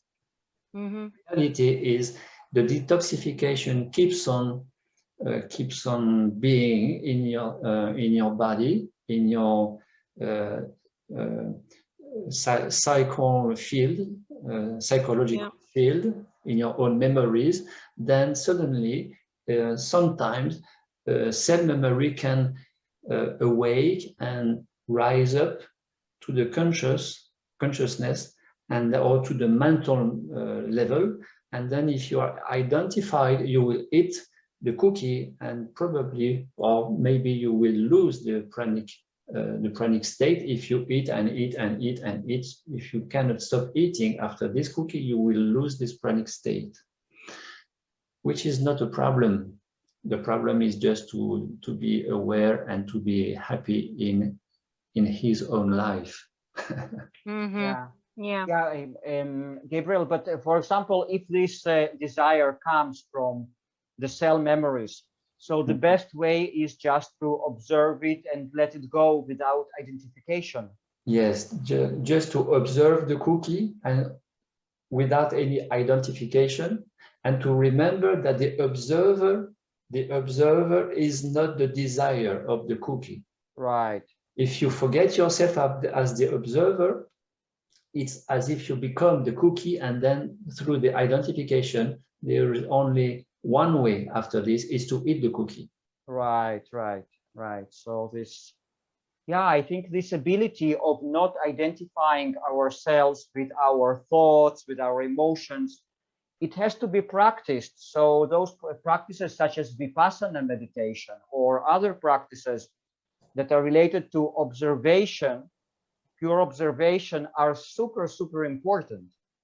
Yes, definitely, because the pranic process, which allows you to become pranic and to stay pranic without having any need of eating to stay alive, is above all mainly the process of, well, of course, the detoxification, but the process of detoxification by fasting or by pranic fasting is the process of this identification. Wow. The more you disidentify, the more you will awake and become aware. Awake. Yeah, exactly. And this ability can be developed, this ability to observe without identifying, but some effort is needed here. And also I remember this also in terms of those cravings. You also taught us this method of feeding the reptilian brain, which probably also can be applied here. It's much better to feel than to think. It's okay to think when you need to calculate something because you need to know how many liters to put in the of gasoline to put in the tank, or how many kilos of painting to buy to paint the house, of course. But the less you think, the better it is, because it's much better for the general health of the being to feel than to think. Yes, yes. Okay, Gabriel, now we have another interesting question. Does one lose interest in sex? Because probably they mean in the pranic state. Does one lose interest in sex? Because semen losing, like when you lose semen, right? You know, semen, means energy lost. Is it true? They ask. Well, I realized in my French YouTube channel 4 or 5 videos about sexuality. When you, it's a question of evolution. The more solid you eat, the more heavy you are in the body and in the mind. And the more the sexuality is ordinary, like everybody, or almost everybody. The more high-level food you take, the more you manage with strong intelligence, thoughts and emotions, the more you increase your general vibration level, the more you like to be in the nature, not to be in the town, to be in the silence, in the nature, with the animals, with the trees, etc., etc. And the more, because of this evolution, your sexuality should evolve also. Less quantity, more quality. More quality. And at the same time, one day, you finish by realizing that the sexual energy is sacred. And because it is sacred, it is very important to keep this energy, not to lose it. When you are not aware, you do like everybody. When you become aware, you realize that everything, like mosquito is sacred. You cannot kill any more mosquitoes. And by the way, when you become pranic, mosquitoes don't bite you anymore. And instead of mosquitoes, you attract butterflies. They come on you. Wow. To speak to you, to say, hey, hello, etc. Like in the movie Avatar. Avatar, you have the sparkling, very lighting butterflies. They come on you. This is reality. Then your sexuality evolves naturally, and you will be less in quantity, classical, looking after the classical orgasm, and you will more looking after a quality level of sexuality, not looking as much as before after the classical orgasm, but looking after the mind orgasm or heart orgasm, less interested by the classical physical orgasm, which is, you know, it's also an illusion, because after the orgasm, what is it? Nothing more. Yeah. More. Then if you preserve and if you increase your sexual energy, you will be fed by this energy, and at the same time you feed the body cells of this energy. At the same time you feed the consciousness of this energy, because for the Veda scriptures in India, Freud called the sexual energy, he called it libido. I don't know in English, libido. Then, yeah, like sexual desire, libido. So for the Vedic scriptures, prana becomes is the same energy, prana, in the atmosphere than prana, that sexual energy in your body. And prana becomes ojas. Ojas, which is the Sanskrit term, means libido. And ojas is prana, is the same. Prana, ojas, consciousness. So, wow. and a good way to transform the sexual desire, the sexual basic energy, and to improve your general state of mind, to improve the level of consciousness, and to become the alchemist of your own health and well-being and happiness in your life. A good way of doing this is, as an example, to practice every day pranayama. You practice pranayama every day, 15 minutes. It's good for the health, for the vitality, and to transform your own relation to the sexuality. Wow. Wonderful. Wonderful. You know already all of this. You know this. Wow. Very inspiring. Very inspiring. Okay, Gabriel. Now another Svetlana is saying, famous yogi Milarepa stayed on nettles for several years. Nettles is a kind of a plant. Okay. It's a plant that stings you, you know, like where you touch it and then it stings you. Nettle. So she says he stayed on nettles for several years. Why did he do so? He didn't need to eat or drink at all. One needs to be in samadhi to cut attachments to material world. What's your opinion? Thanks. Well, I can only make some supposition, which was maybe to become the master of his body, the master of his own desires, to kill the desires. I don't know. I don't know. Okay, yeah, we can only speculate. We don't really know. Okay, and then Desiree is asking, what's your opinion on urine therapy? Urine therapy, I do not practice. Then what I think is it's a very good natural process to take care of his own health through urinotherapy. If you practice, not everybody like to practice this, but if you like, why not? Then if you want to keep on practicing urinotherapy while you're fasting, maybe the urine is becoming too much strong, then difficult to drink. Then respect the body. If the body doesn't like when you fast, maybe you can stop practicing this for 1, 2, 3 days. I don't know, as you feel the thing, but it's a good thing. It's a good thing. Okay, wonderful. And then Amit is asking for Gabriel, have you attained spiritual enlightenment? Interesting question. Have you attained spiritual enlightenment? No, I'm an ordinary person like you. I'm just a little bit in front, forward, maybe.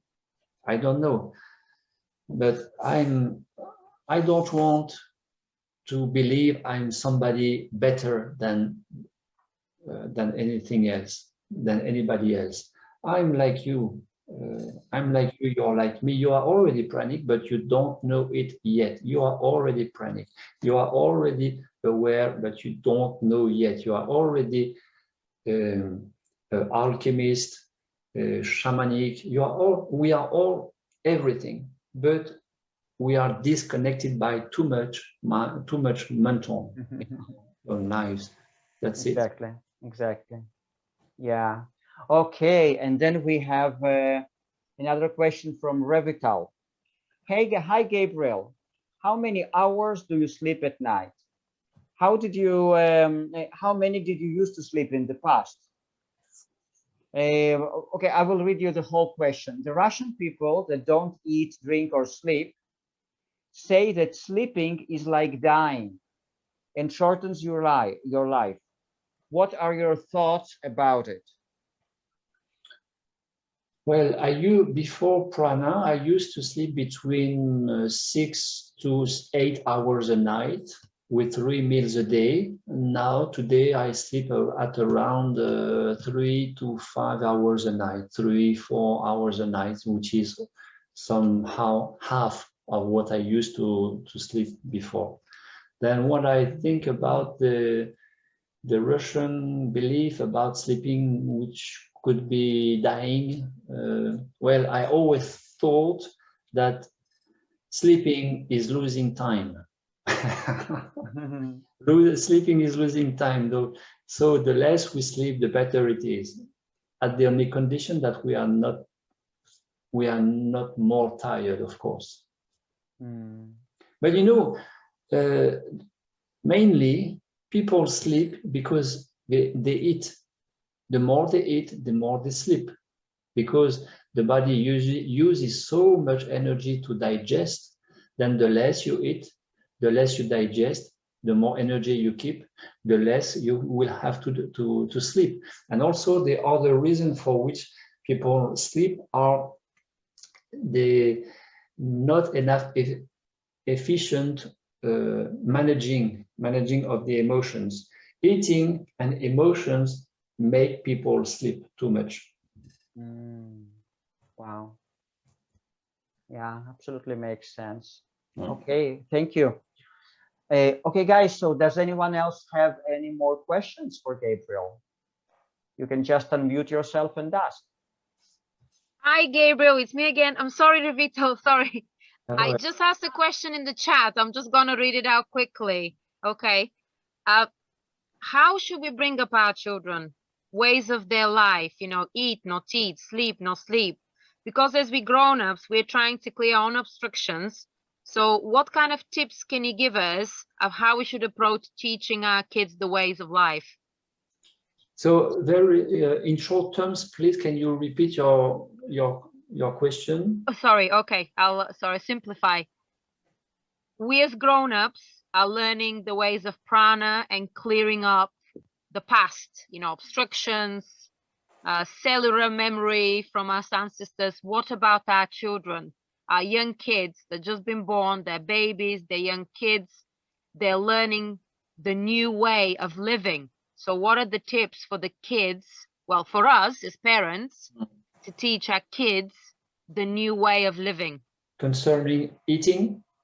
Concerning eating, sleeping, I suppose, because they also carry, I suppose, ancestral baggage in their cells. So how can we approach that with them?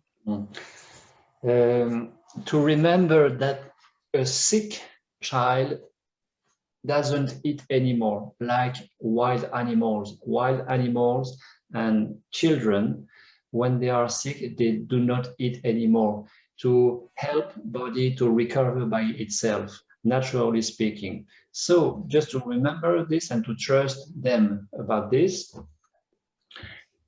Also to remember that it's not good habits for the parents to give industrial sugar to the children. It's not good habits for the children because of the parents. Then parents should privilege fruits and vegetables to give to the children, to keep the good habit of cultivating the acid-base balance even with the children. Then to remember also that the children very easily use food as an emotional crutch, which means that we should learn the children to manage with their own emotions. The more they manage correctly their emotions, the less they will have to compensate with industrial sugar like this. And to teach the parents to manage their own fears concerning their children. So to help the children to live according what they feel, instead of living according what they think, and to use the food as a crutch. Very often the children are they receive the fear of the parents, then they feel afraid, then they will eat because they feel afraid, which becomes a crutch, etc., etc. I think children, when they were born, everybody was, naturally speaking, pranic as soon as they were born. At the first minute, second they were born, they were pranic. Then the pediatric doctor, the parents believe children, babies have to drink milk. Okay, because this is the rational logics. Okay, biological logics. Okay, but there is also the quantum logics based on the quantum reality of the body, which is not only biological. The body is also quantum. Wow. Then we shouldn't force the children to eat this and this and this and this all the time at each meal. We should transmit to the children the freedom of eating only when they feel, when they are really hungry, because they respect their body, they are listening and feeling the I'm tired with the English. Well, you can say in French, maybe I will understand it. Anyway, consider the children like adults, and always to give the possibility to the children to choose. As soon as we impose to the children anything, it's not the same as if children had the choice of this and this, etc., etc. Yeah, so important, very important. I'm not a specialist of the children question, but very often the parents transmit their own fears, which doesn't help the children. Remember that the first basic needs of every children is security, love, being recognized. Security, loved, and to be recognized. If they don't feel security, they will feel abandoned, and then they will feel the fear of being abandoned. And it's very easy to develop the emotional crutch through food, which is not to eat when we are hungry. The pranic process is the process of the whole life, and I often say that the pranic process is the process for handicapped adults. We are all handicapped adults because we are disconnected to the body in consciousness. We manage most of the time not very efficiently with the thoughts and emotions, and we eat too much, too often, too badly, because we started to eat too much, too often and too badly when we were young. Very often we started like this.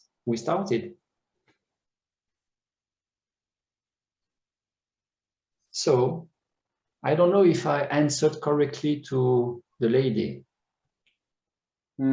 Absolutely fantastic. Thank you very much. I already knew what you said. You knew already this. But I just wanted to hear confirmation from somebody else. Okay, thank you so much. Okay, guys, Ravital, you wanted to ask something. Yes. Please do. Can you hear me? Yes. Sure. Yeah. Here I can see you. Hi, Gabriel. Hi. I wanted, you started saying something about sleeping and emotions. And I also feel that it's got to do with sleeping sometimes. It's got to do with sort of running away from mental tiredness or something. So could you please talk about it? What about the mental tiredness? Huh? Yeah, you said something about people, emotions and sleeping, that it's related, that people sleep because of emotions, you started saying. And could you?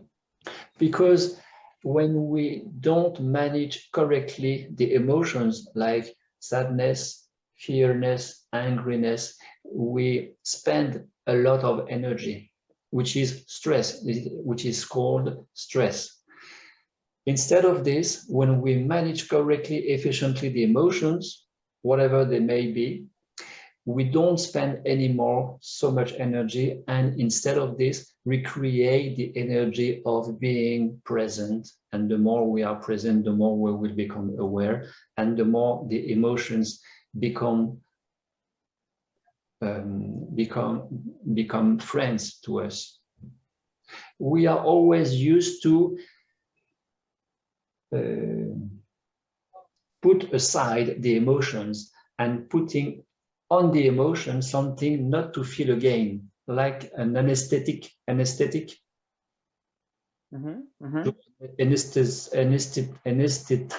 the emotions. To numb them, to suppress them, to suppress them, to forget them, not to feel them again. If you're sad, just feeling the sadness without thinking, without the identification of the mental, which is worse after this, because you can create a depression with the mental. If you do, Ramana Maharshi and the other masters of India, they always said, mental creates depression. You kill the mental, you put the mental aside, and just you feel what you feel in your body: angriness, sadness, fearness, happiness, joy, culpability, shame, whatever. You feel. There is no more problem. Right. It's like this. Then Dominique Verga, the Belgian pranic lady, became pranic. It's like this. Wow. She was dying in a hospital because of workaholism in her job. She was suffering from burnout. She was worn out.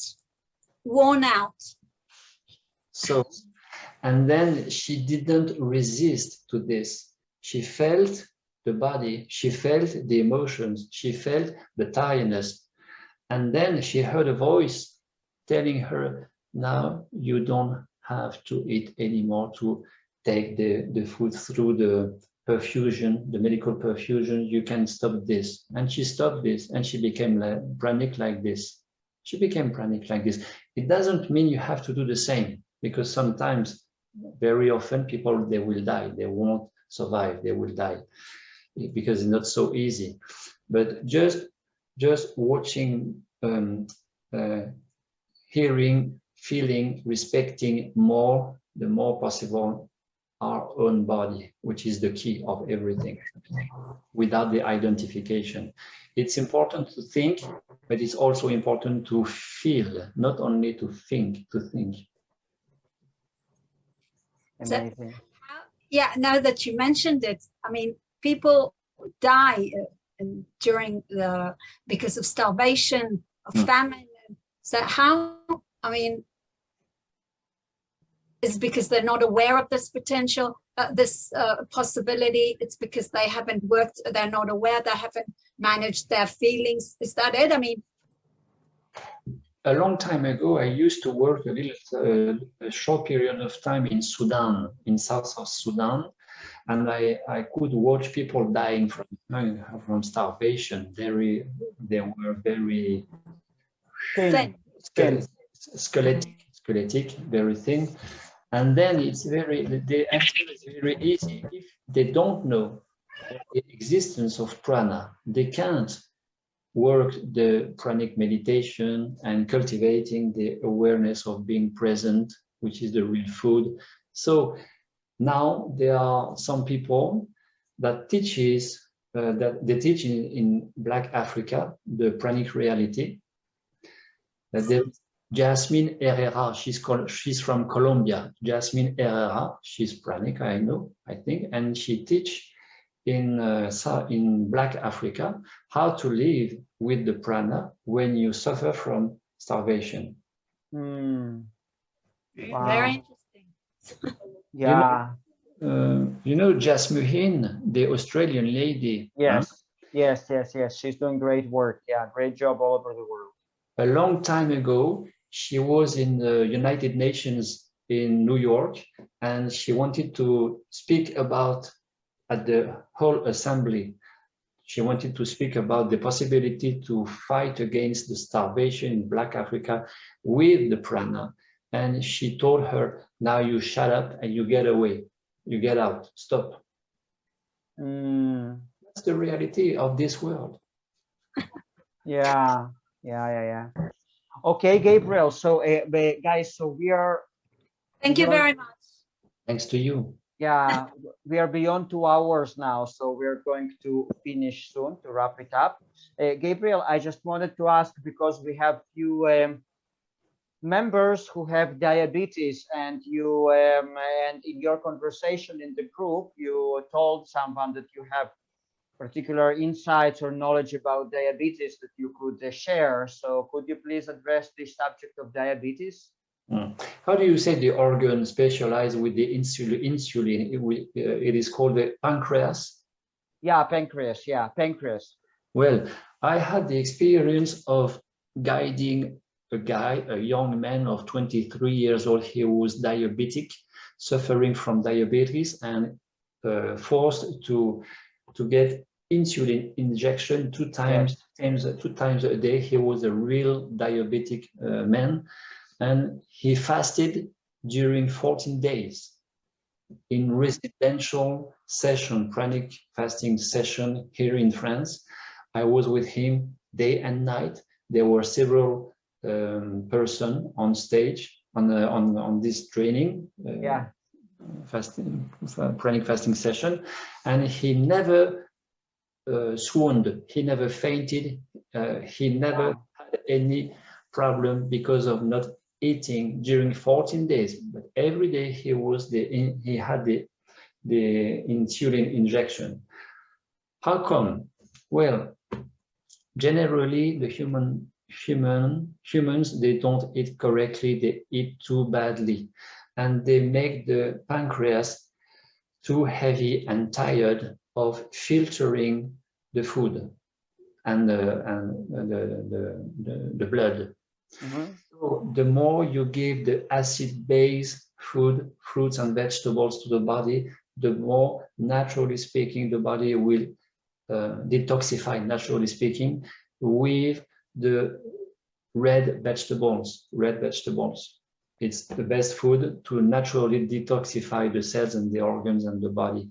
So the more you detoxify the body and the pancreas, the more the pancreas might work better, and the less you will need the same dose of insulin. This guy, he made 7 days of pranic fasting session in 2014, and the next year he came back and he realized 2 weeks, 14 days without eating anything. He was just drinking water. And when he came back in 15, he told me, because of the last year with the 7 days of week of fasting, he told me, my doctor told me I was crazy not eating because I'm diabetic. And at the same time, he told me he doesn't understand, because now I need half of this insulin. He used to take fast and slow different insulins, and now it takes half less of this insulin. Means he is recovering in a better health because of fasting, because of prana, because of fruits and vegetables. And because he stopped eating pizza, meat, Coca-Cola, cheese, industrial sweets, etc.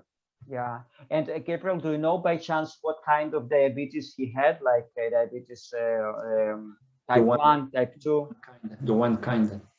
Like for the first, like the one. Diabetes 1. Then there was also a special possibility as being diabetic, which is an emotional trauma.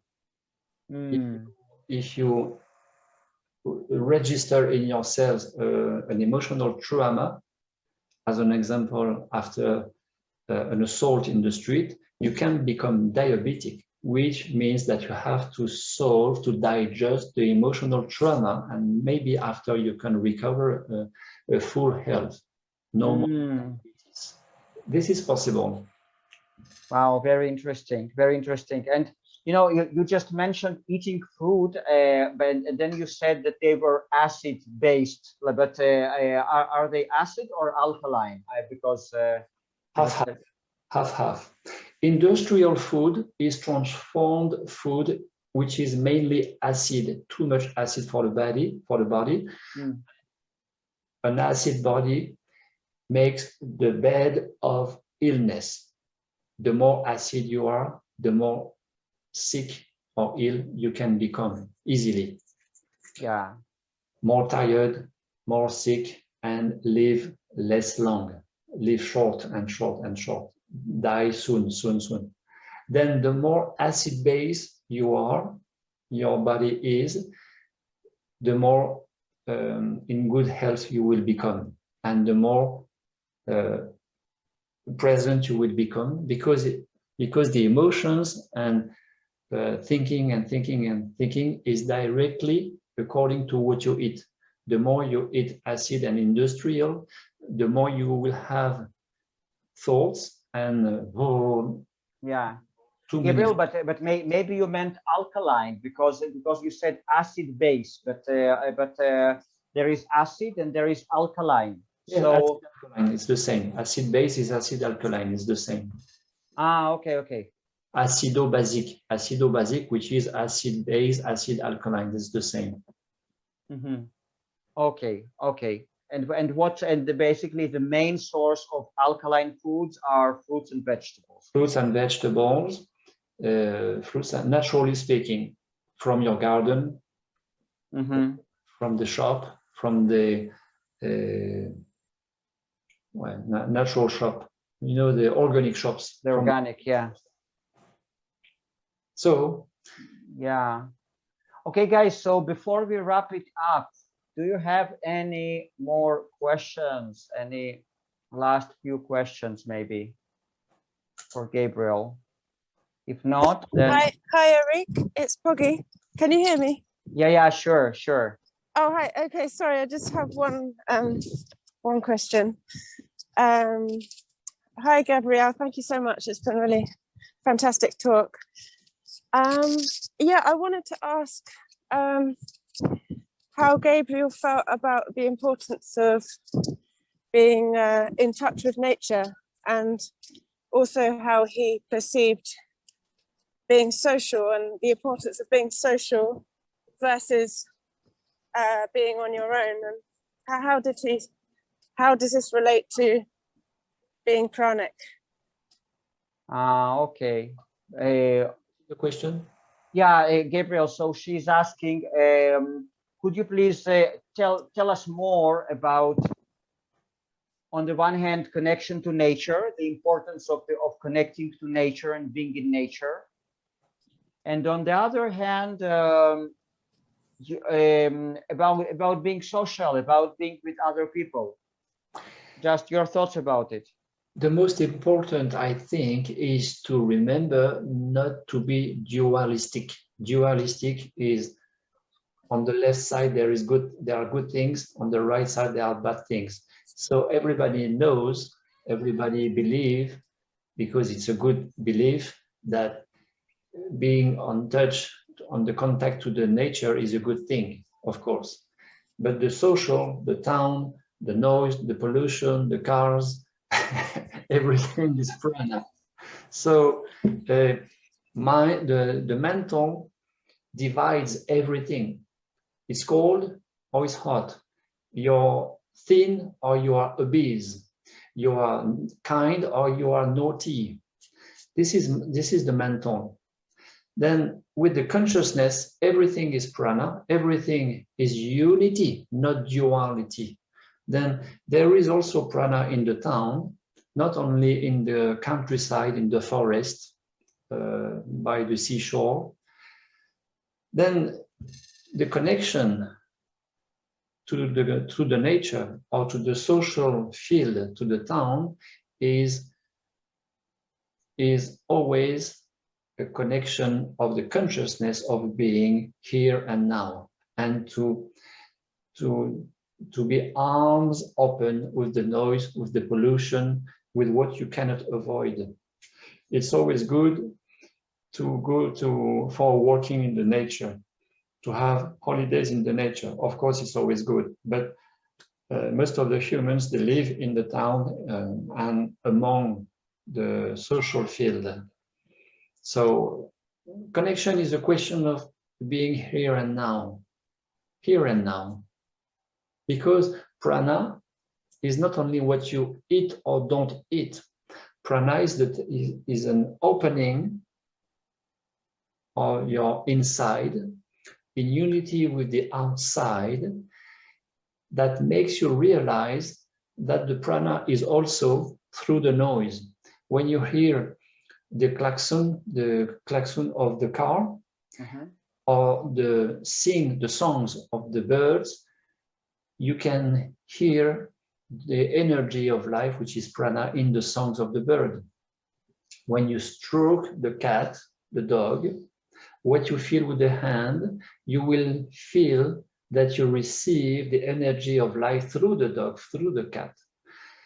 When you hear some music, when you are listening some music, you will clearly, one day or another day, you will clearly realize that the energy of life transmitted through the music goes in your arm, in your body, inside. You receive always, all the time, you always receive all the time from everything, energy of life. Whatever you are, wherever you are, in the nature, in the town. I don't know if it was the good question, but this is the pranic reality, which is the reality of the consciousness. Yeah, thank you. Thank you. That's really helpful.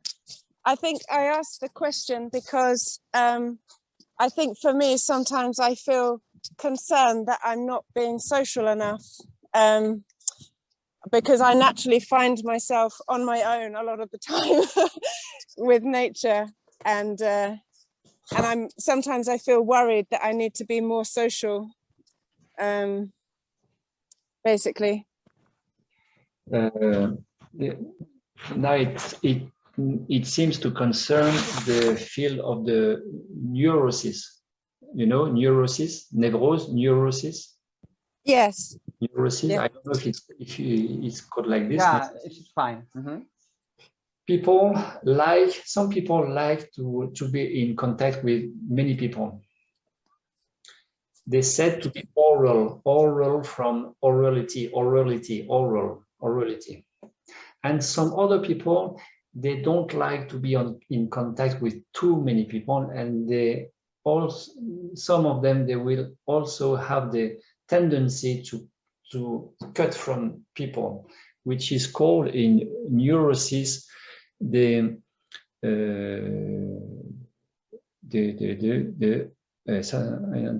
don't remember. It's not so important. Schizoid neurosis. Schizoid. I don't know. Schizoid. I don't know. Like schizophrenic. From schizophrenic. Like schizophrenia. Schizoid means you cut from others. Oral means you like to have people around you. Then the question of prana is to equilibrate this not to cut too much from the others, not to be too much with the others, and to be good, in good condition with yourself. So if you are alone, it's okay. If there are some people with you, it's okay too. Well, it's difficult in English for me.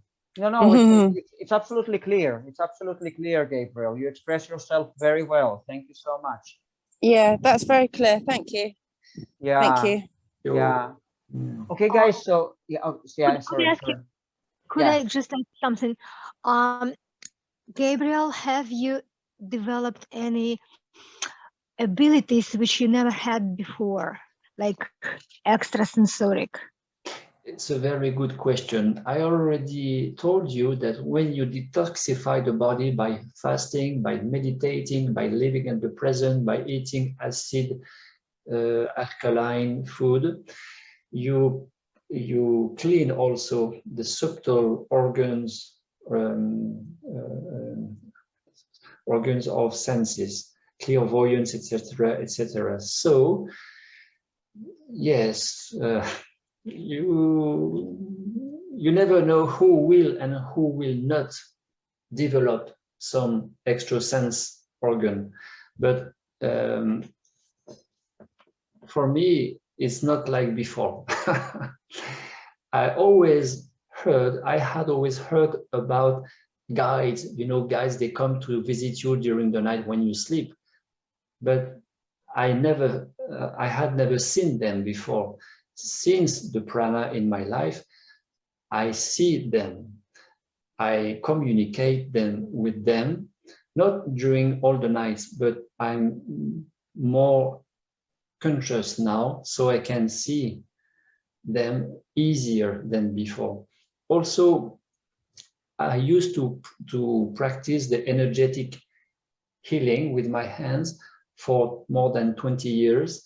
And since prana is in my life, I increased the power of healing with my hands. So it's much more efficient. I go very, very far with people, deep in the cell memories to identify the emotional problem or the organic problem. And it's much more efficient than before, etc., etc. There are also the intuitions. There are the ability to communicate through telepathy. Sometimes it happened to me. And you have also the synchronicity. Synchronicity, you realize that you create the synchronicities. It's not coincidences. They are synchronicities. Then after all of this, more and more, your life become a playground in which you learn to play with life, with everything, and it's more and more fun. Life is more and more funny. Life is more and more happiness. Amazing, amazing. Thank you so much.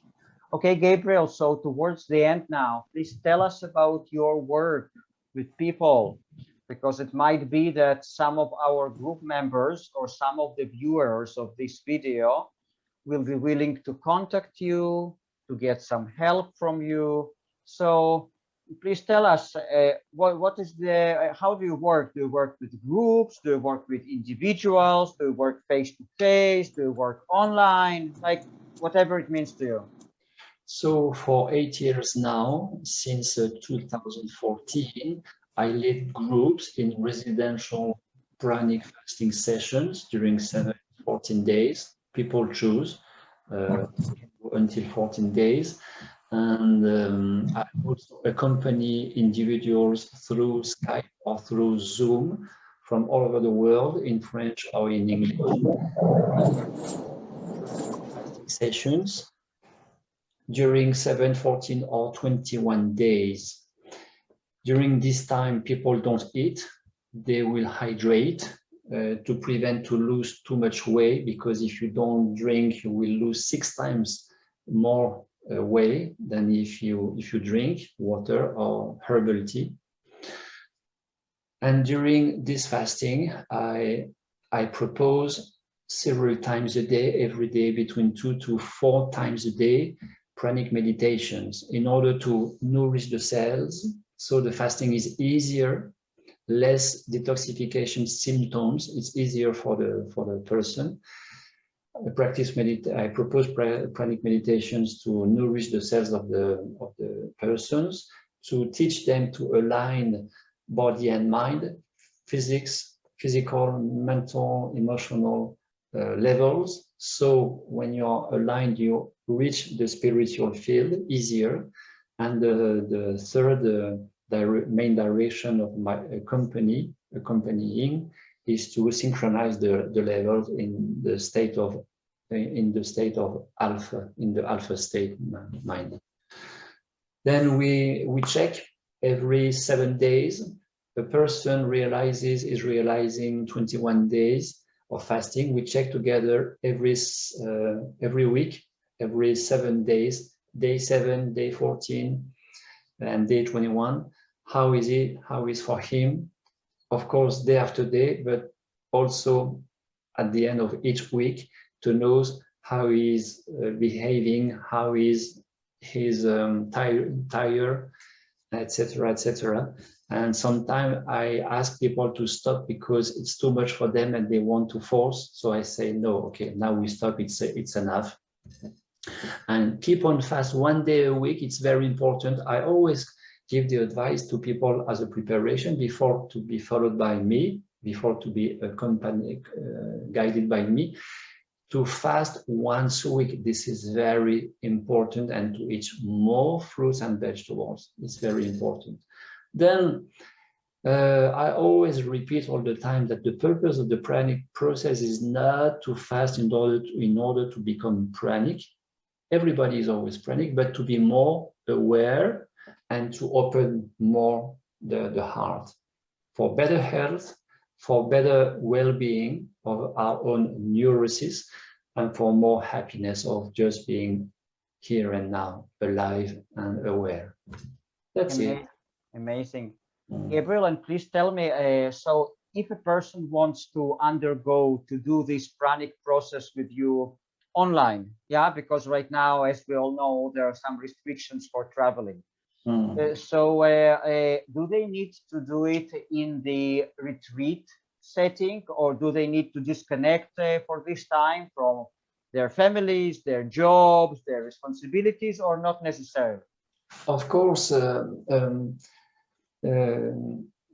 somebody who wants to fast for 1, 2, or 3 weeks has really to stop working, because it's too many risks of being exhausted and to have an accident and to kill himself with the car. So it may become very easily dangerous to fast and to keep on working.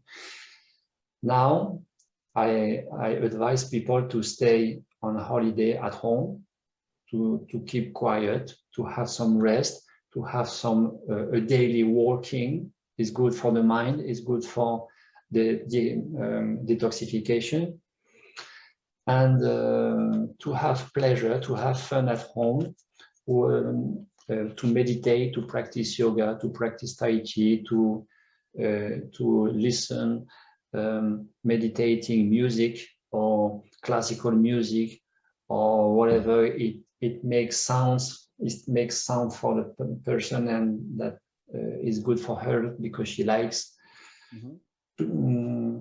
So what else? Okay, that was my question. Yeah, and then you have residential retreats. But what does it mean? Does it mean that you go at a place, you rent a place, and then people go there and they sleep there and they do all those meditations? What does it mean? Exactly. I hired houses in Quebec, in Morocco, in Romania, in Corsica, whatever, I don't know, in France, all over France. So people can come and stay there, then sleep there, and 4 times a day I practice pranic meditations for them, and we practice together Tai Chi, yoga, relaxation. I help them as a coach, mental coach, to manage in better with the thoughts and emotions. So people stay there and they try not to take the car to drive because it may be dangerous. They have some rest and they are in a retreat. The retreat means that you cut moment for a moment with the society to turn your sight into yourself, into your inside, to visit your own castle, to visit the castle and to clean the castle. Okay. And during all this time, they remain on liquids, as I understood, Yes, like yes, water and herbal teas, yeah?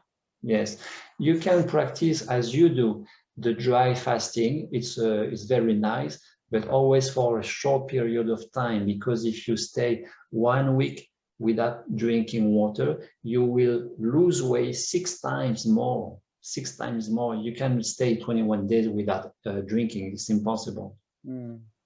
Okay, Gabriel. Yeah. So and then there is a schedule of your retreats. Say, like where can people find it? On the website www.pranainspire.com. I'm realizing just now, translating my French pranic meditations in English, then they will be on the website. And keep informed, probably in one or 2 weeks, then you will be able to get them, the pranic meditations, as a personal training at home while you fast. Because, you know, there is the Medical University of Brasilia in Brazil in 2012, a scientific study realized that they proved that while you fast, if you practice the pranic meditation during 20 minutes per day, you improve your immunity, your health, and you help the body to fight more efficiently against the microbes. It's very good for the immunity. It's very good for COVID. Amazing. Gabriel, and also I wanted to ask, in addition to those pranic processes, are you still practicing something like energy healing, like long distance energy healing, or psychological support for people who are not necessarily interested in pranic living for now? As a therapist, I accompany people who ask me for a psychological support to help them to manage more efficiently thoughts and emotions, or to access easier to a project, to realize easier a project, an objective, a project. Like their goal, yeah, their goal in life. Yes, to realize the goals easier. Yes. Okay, good. Gabriel, and what would be the best way to contact you if someone is interested? The email address. You will transmit to WhatsApp. Yes, we will just put it. Below the video. We'll just put it below the video. Yes, this is API contact 13 at gmail.com. But you will write. Yes. You will all find it below this video, and yeah, you're welcome to contact Gabriel and utilize his services. Absolutely. Okay, dear Gabriel. So it was really eye-opening webinar. Thank you so much. I just have no words for the expressing the appreciation. It is just mind-blowing. Just so kind of you to have agreed to come to us and to share your wisdom. I was so thrilled this evening to share this time, these 2 hours with you and your group. It was fantastic, and I'm always surprised in admiration, like the children with the modern technology, to be able to communicate like this with all over the world. It's fantastic, and we can do very good things like this. So it was very nice for me, and I'm very grateful to you, Arik, and to your group. Thanks so much for all the questions. Thank you so much. Yes, we have amazing people, and actually, you know, we might get in touch, and we might decide to have another webinar. Why not? In the future. Yeah. I mean, meanwhile. Yes, we have more questions, please.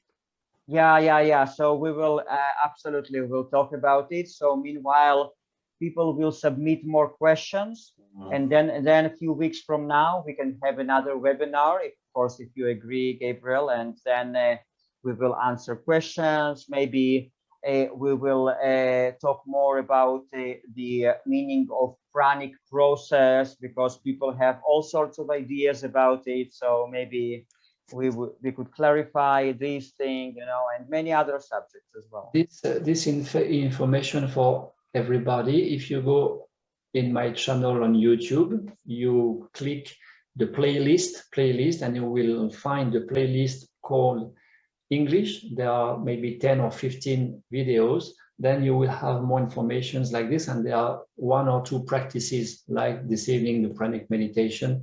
You will find some good things in my YouTube channel in the playlist English. Yeah. And if you know French, then you are lucky. Then you have how many videos do you have on the channel? Like a lot. 515 maybe. Wow. And each video is a pearl. It's like a jewel, like treasure.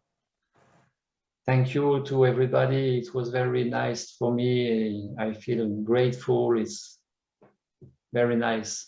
And you do a very good job, Arik. It's very important. You also help the world to awake. It's very important. Thank you so much. Yes, Gabriel, that's the idea. And that's actually one of the subjects that I would like us to discuss next time, because, you know, this current situation is pretty much troublesome. You know, like lots of people get worried, upset. They want to improve the situation on different levels, on their personal level, on the level of society, but they don't know how to do that. So maybe next time when we meet, we could discuss what would be the best way for us as light workers, you know, because we are workers of light. What to do, how to help the situation, how to help stabilize the situation in the world, how to improve it. Fasting is a very good way to help the world to increase, to awake, because fasting we clean and we improve the level of vibration of the person. So the energy that travels like this, we help the world like this. Just to remember that some people said, I don't say it, but some people said, fasting leads you halfway to the paradise. Pranic consciousness leads you in front of the doors of the paradise. Wow. So pranic consciousness, pranic fasting is the step after fasting. Wow, that is amazing. That is amazing. It's absolutely mind-blowing. Okay, so what is the next step? How do you enter the paradise? Okay, we will talk about it. We really need to finish right now. We'll talk about it, Gabriel. So just remember. Okay, Gabriel, you want to just answer in one sentence? I can answer. It's a very good question. Very intelligent question. I had in one of my French conferences. It was in Belgium. And there was a police woman. A woman from police, she was there, and she asked me the same question. It was 4 years ago, and I answered her. Next step for me is to have no more need to come back to the earth. You know, the samsara, the cycle of reincarnations. My purpose is not to have any more to come back here. And meanwhile, my purpose is to help people to manage in better conditions their own health, and to try to be a more happier by being more here and now present, maybe more awake. Wow. Wow. That's Thank you so much, Gabriel. Thank you so much. Yeah, and you, like in the last few hours, you have helped lots of people, I'm sure, and this video is going to help to many more people. So thank you so much. thanks to everybody.